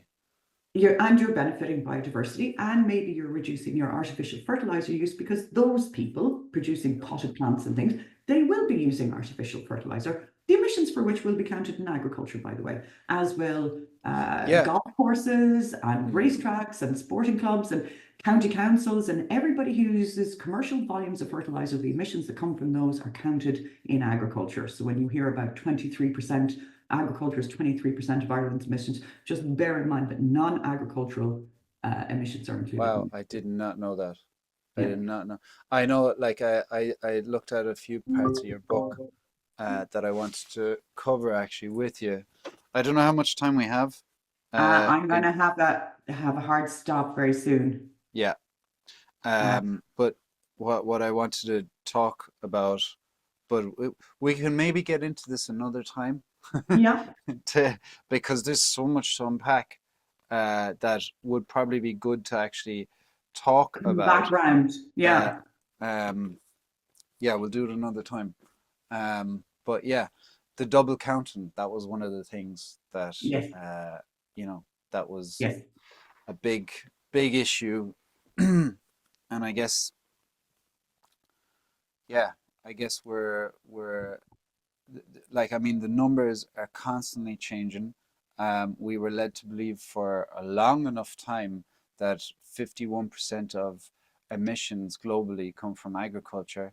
Then now there's climate scientists saying, no, that figure is backwards. It's 15% or lower in many cases, much lower.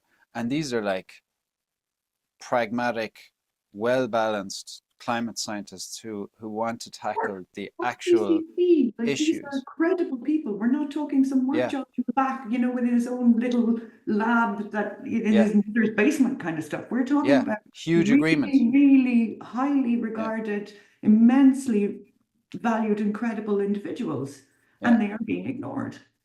And yet, on top of that, I could, geez, we could talk forever about big net zero agendas and the background of those. But like it's infiltrated education systems. I think Jane Buxton was talking about exactly this Yeah. in I think it's the A levels or whatever they have in the UK, that there's a question, where do the majority of emissions come from in the world, and 51% was the answer, and Mm. it's agriculture, or it's how many emissions do agriculture make of the world pie of emissions. Global 51%, total. and it's not a multiple choice question, so you're being indoctrinated to think that agriculture is Mm. literally the thing that we need to tackle most for chemical farming, lab meat future, that has skewed people's minds so much that if they even hear us talking like this about these things, they go, "Whoa, Yeah, you're you're talking nuts. crazy talk now." You're nuts. You're nuts. Except it's all true.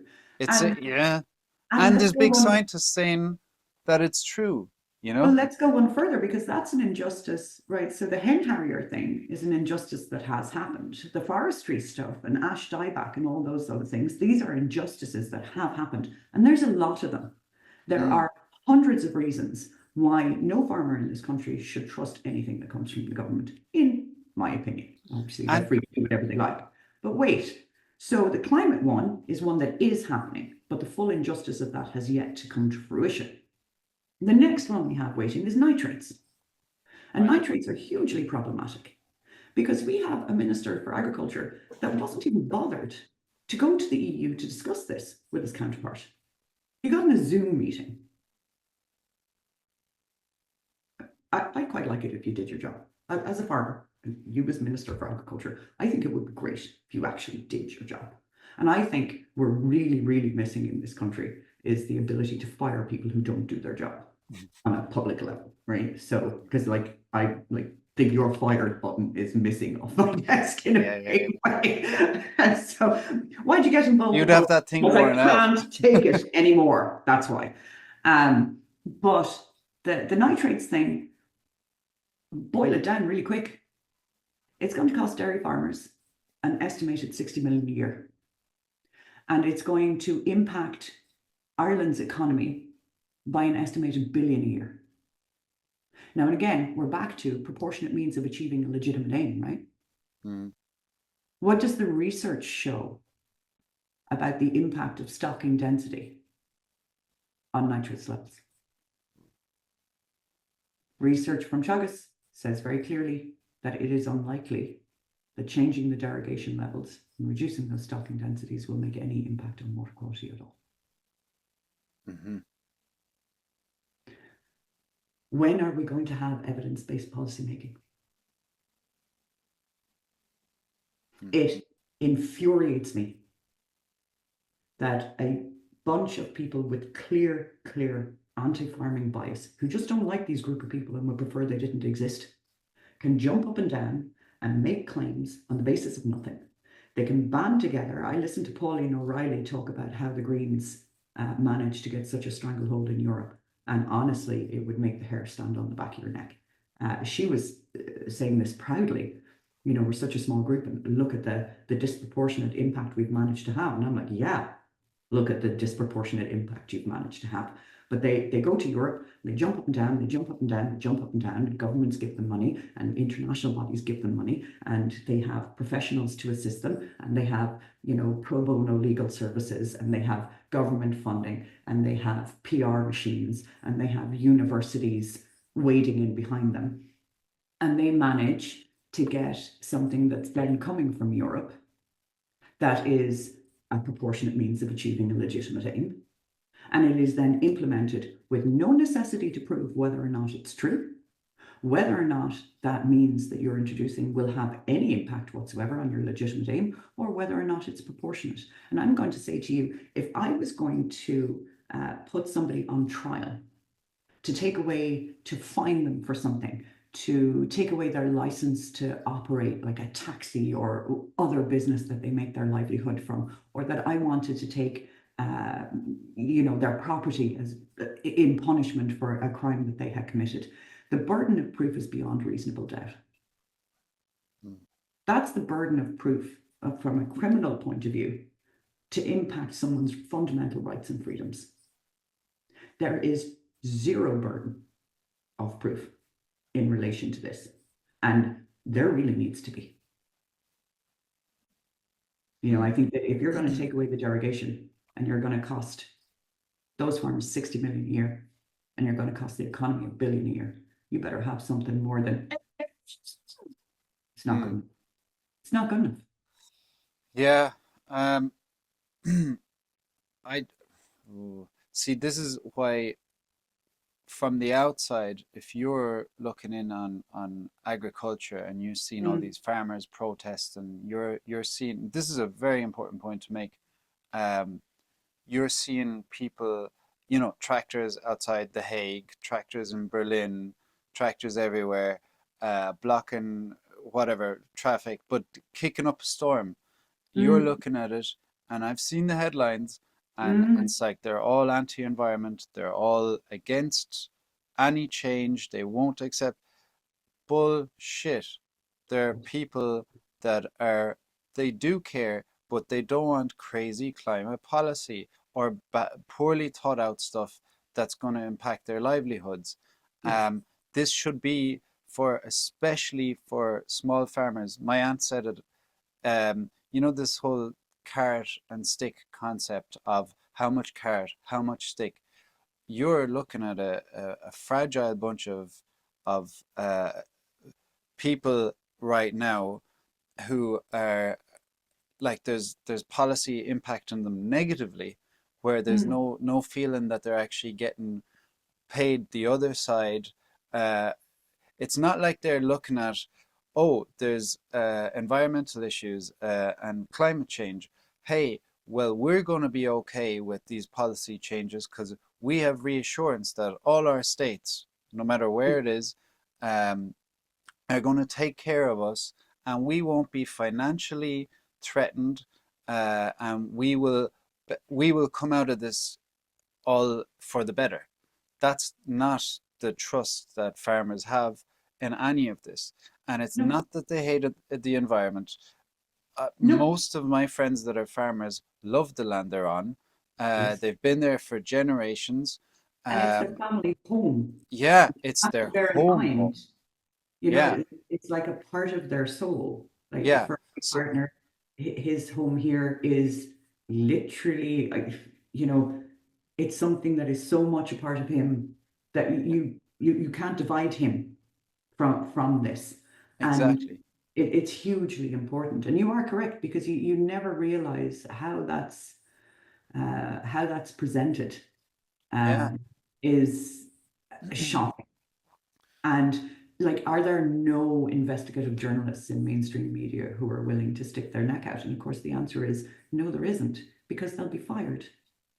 Really. And we really need to start thinking about the kind of world that we want to live in, because I'm not prepared to accept that. I think that the standards that we have for these things are,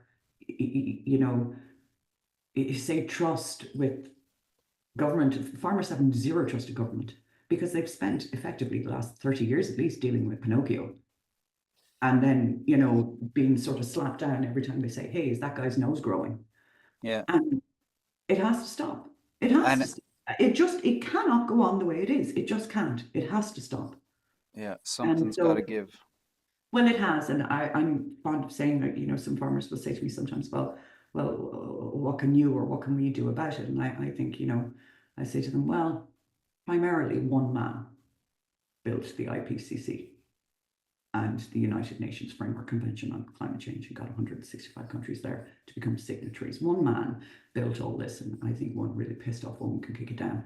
And you just have to be relentless enough and persistent enough, and I suppose open, and just trying to learn and take on more information and more information and more information. But I am heartened all the time by yourself, by Jane Buxton, the group of guys, Groundswell. Oh my God, so amazing.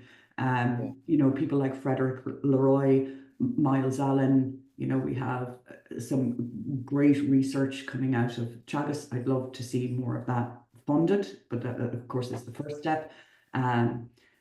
Frank Mittloner. Now, that's not to say that I agree with everything that anybody might say.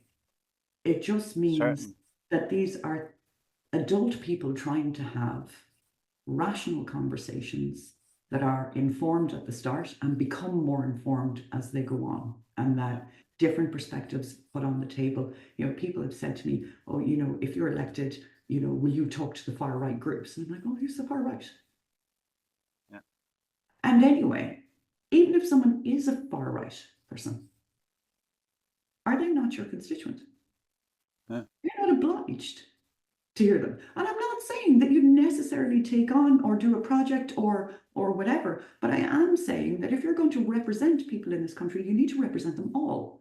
Not little bits of them, not, oh, I'm going to look around now and I'm going to find my preferred little people, and those people will get my complete and undivided attention, and all the rest of you will be completely neglected and ignored. And aside from anything else, I believe that the government are creating the far right.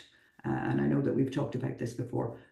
My question is, what the thing I can't see, I can see how people are becoming radicalized in their own interests, piece by piece, day by day. Yeah, you're watching it. Yeah. And I think that that's a very dangerous trajectory.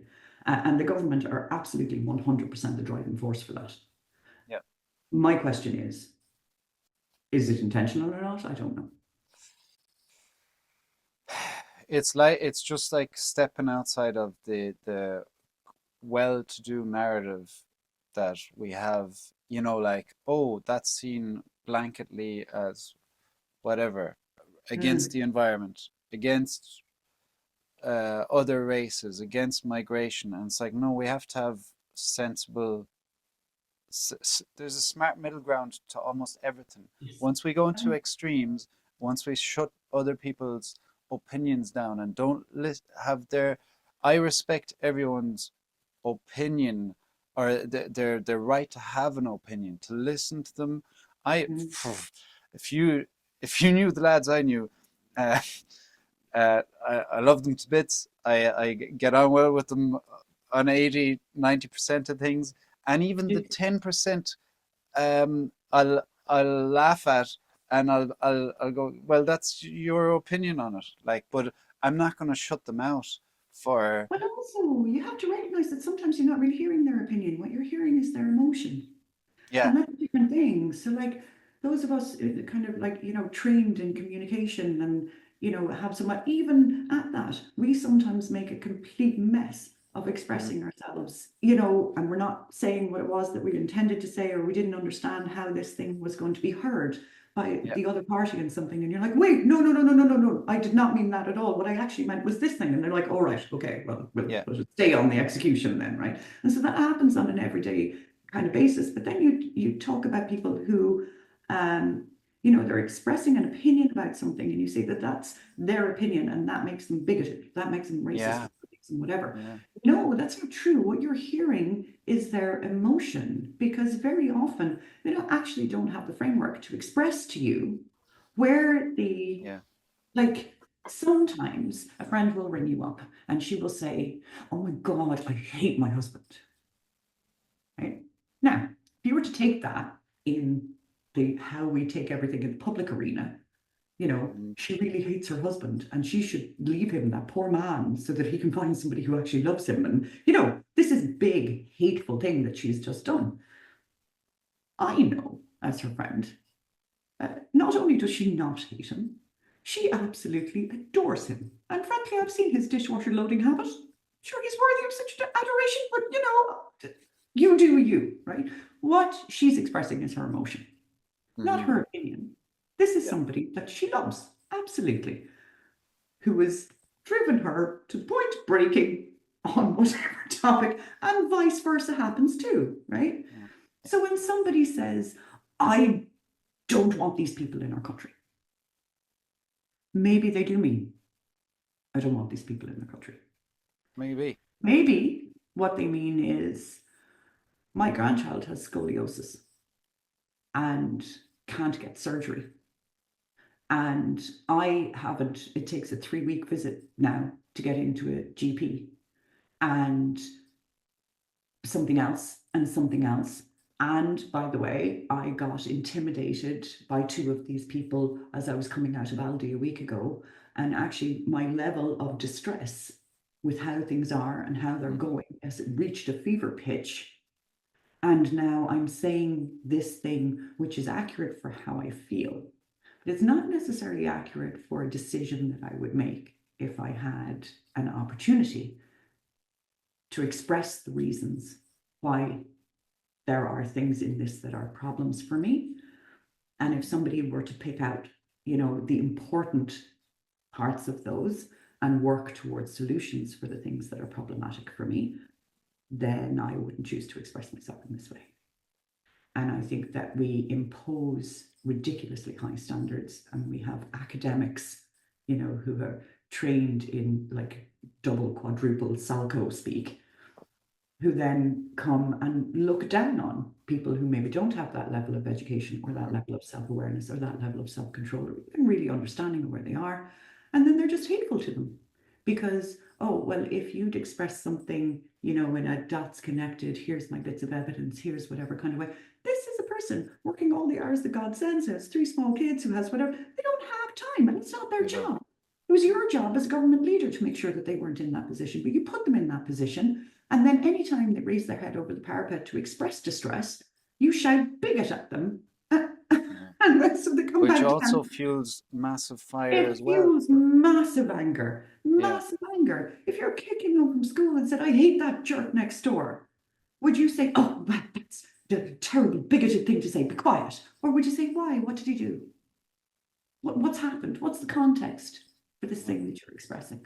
And this is what I mean about rational adult conversations. I'm really, really tired of this juvenile habit of just shrieking labels and names at anybody who says anything on a whole host of topics on which many people are negatively affected. And if they don't have the power to express themselves, those emotions will not go away. They will boil They over. actually And go people will underground be and it harmed. gets more dangerous. They It's the just get same, more dangerous. like uh, Nazism in Germany is a huge thing, and I lived there for 10 years, Yeah. and I've friends who are guards there, and they were saying like if you shut down speech Mhm. of whatever it is that's been talked about, it goes underground and it gets Yes. more dangerous.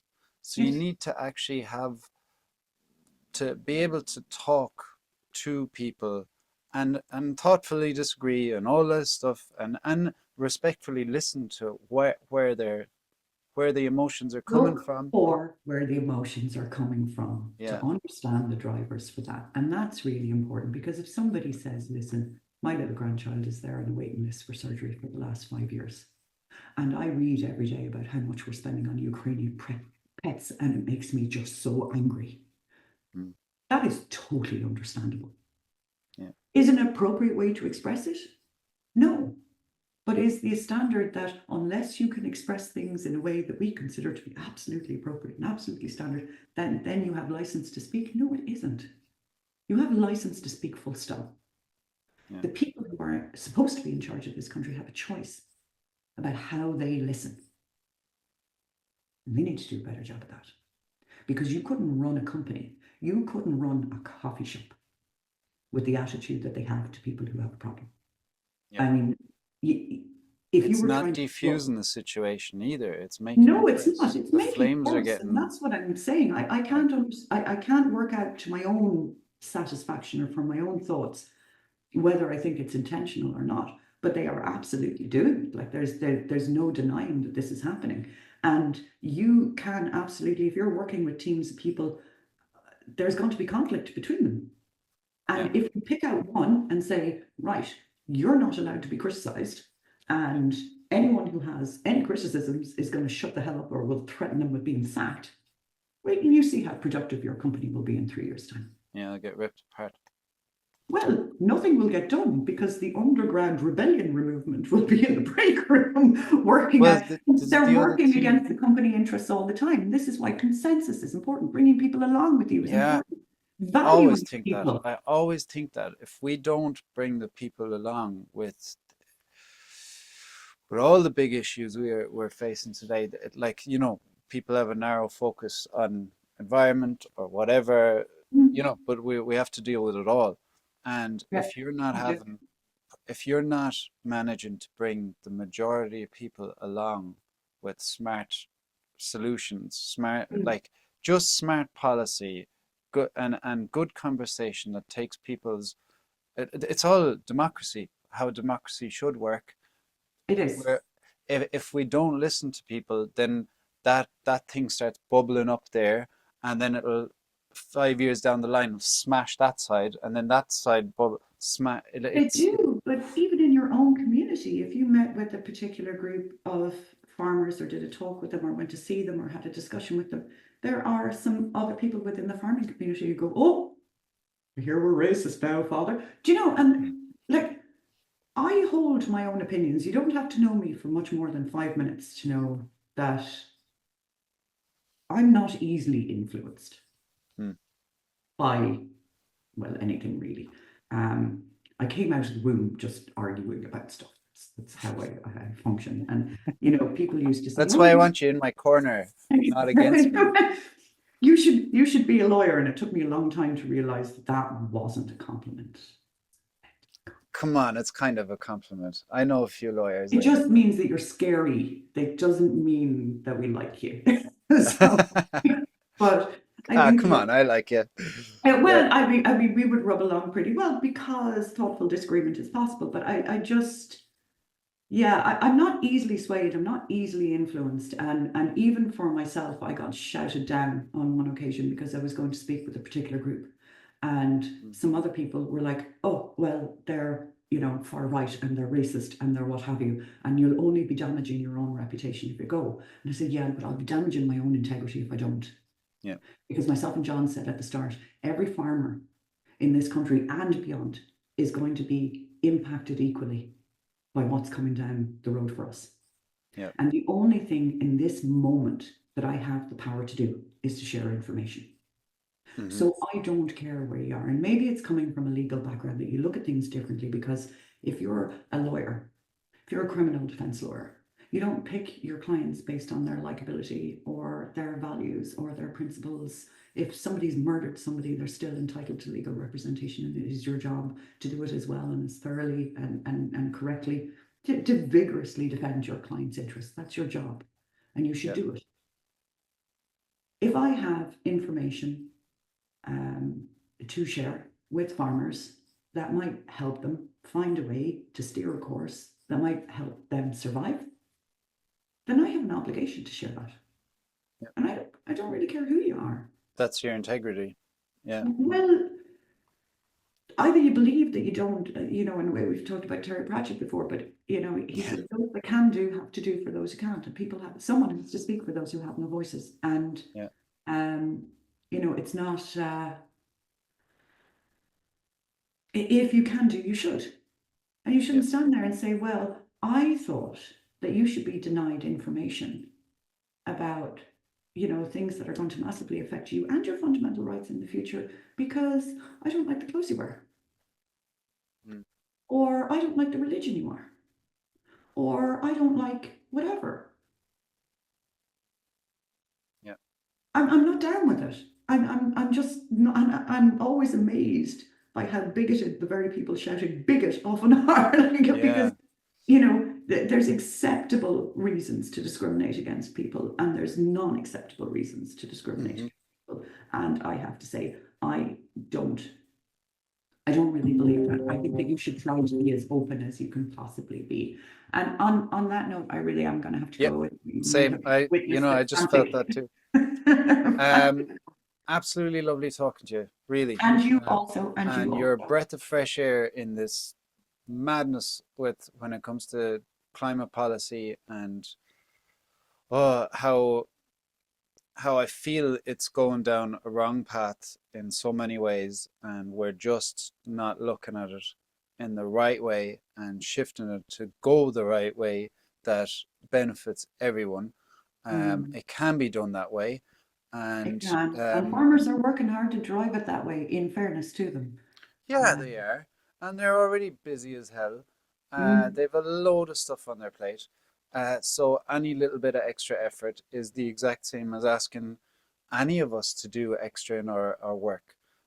So it's very commendable what farmers are doing and what you've done. Fair play to you for thank you so much. biting into this book issue, or well, the issue that you've put into the book. And thanks, and I'm sure we will talk again. I'm sure that we shall. Thank you so, so much. Appreciate it.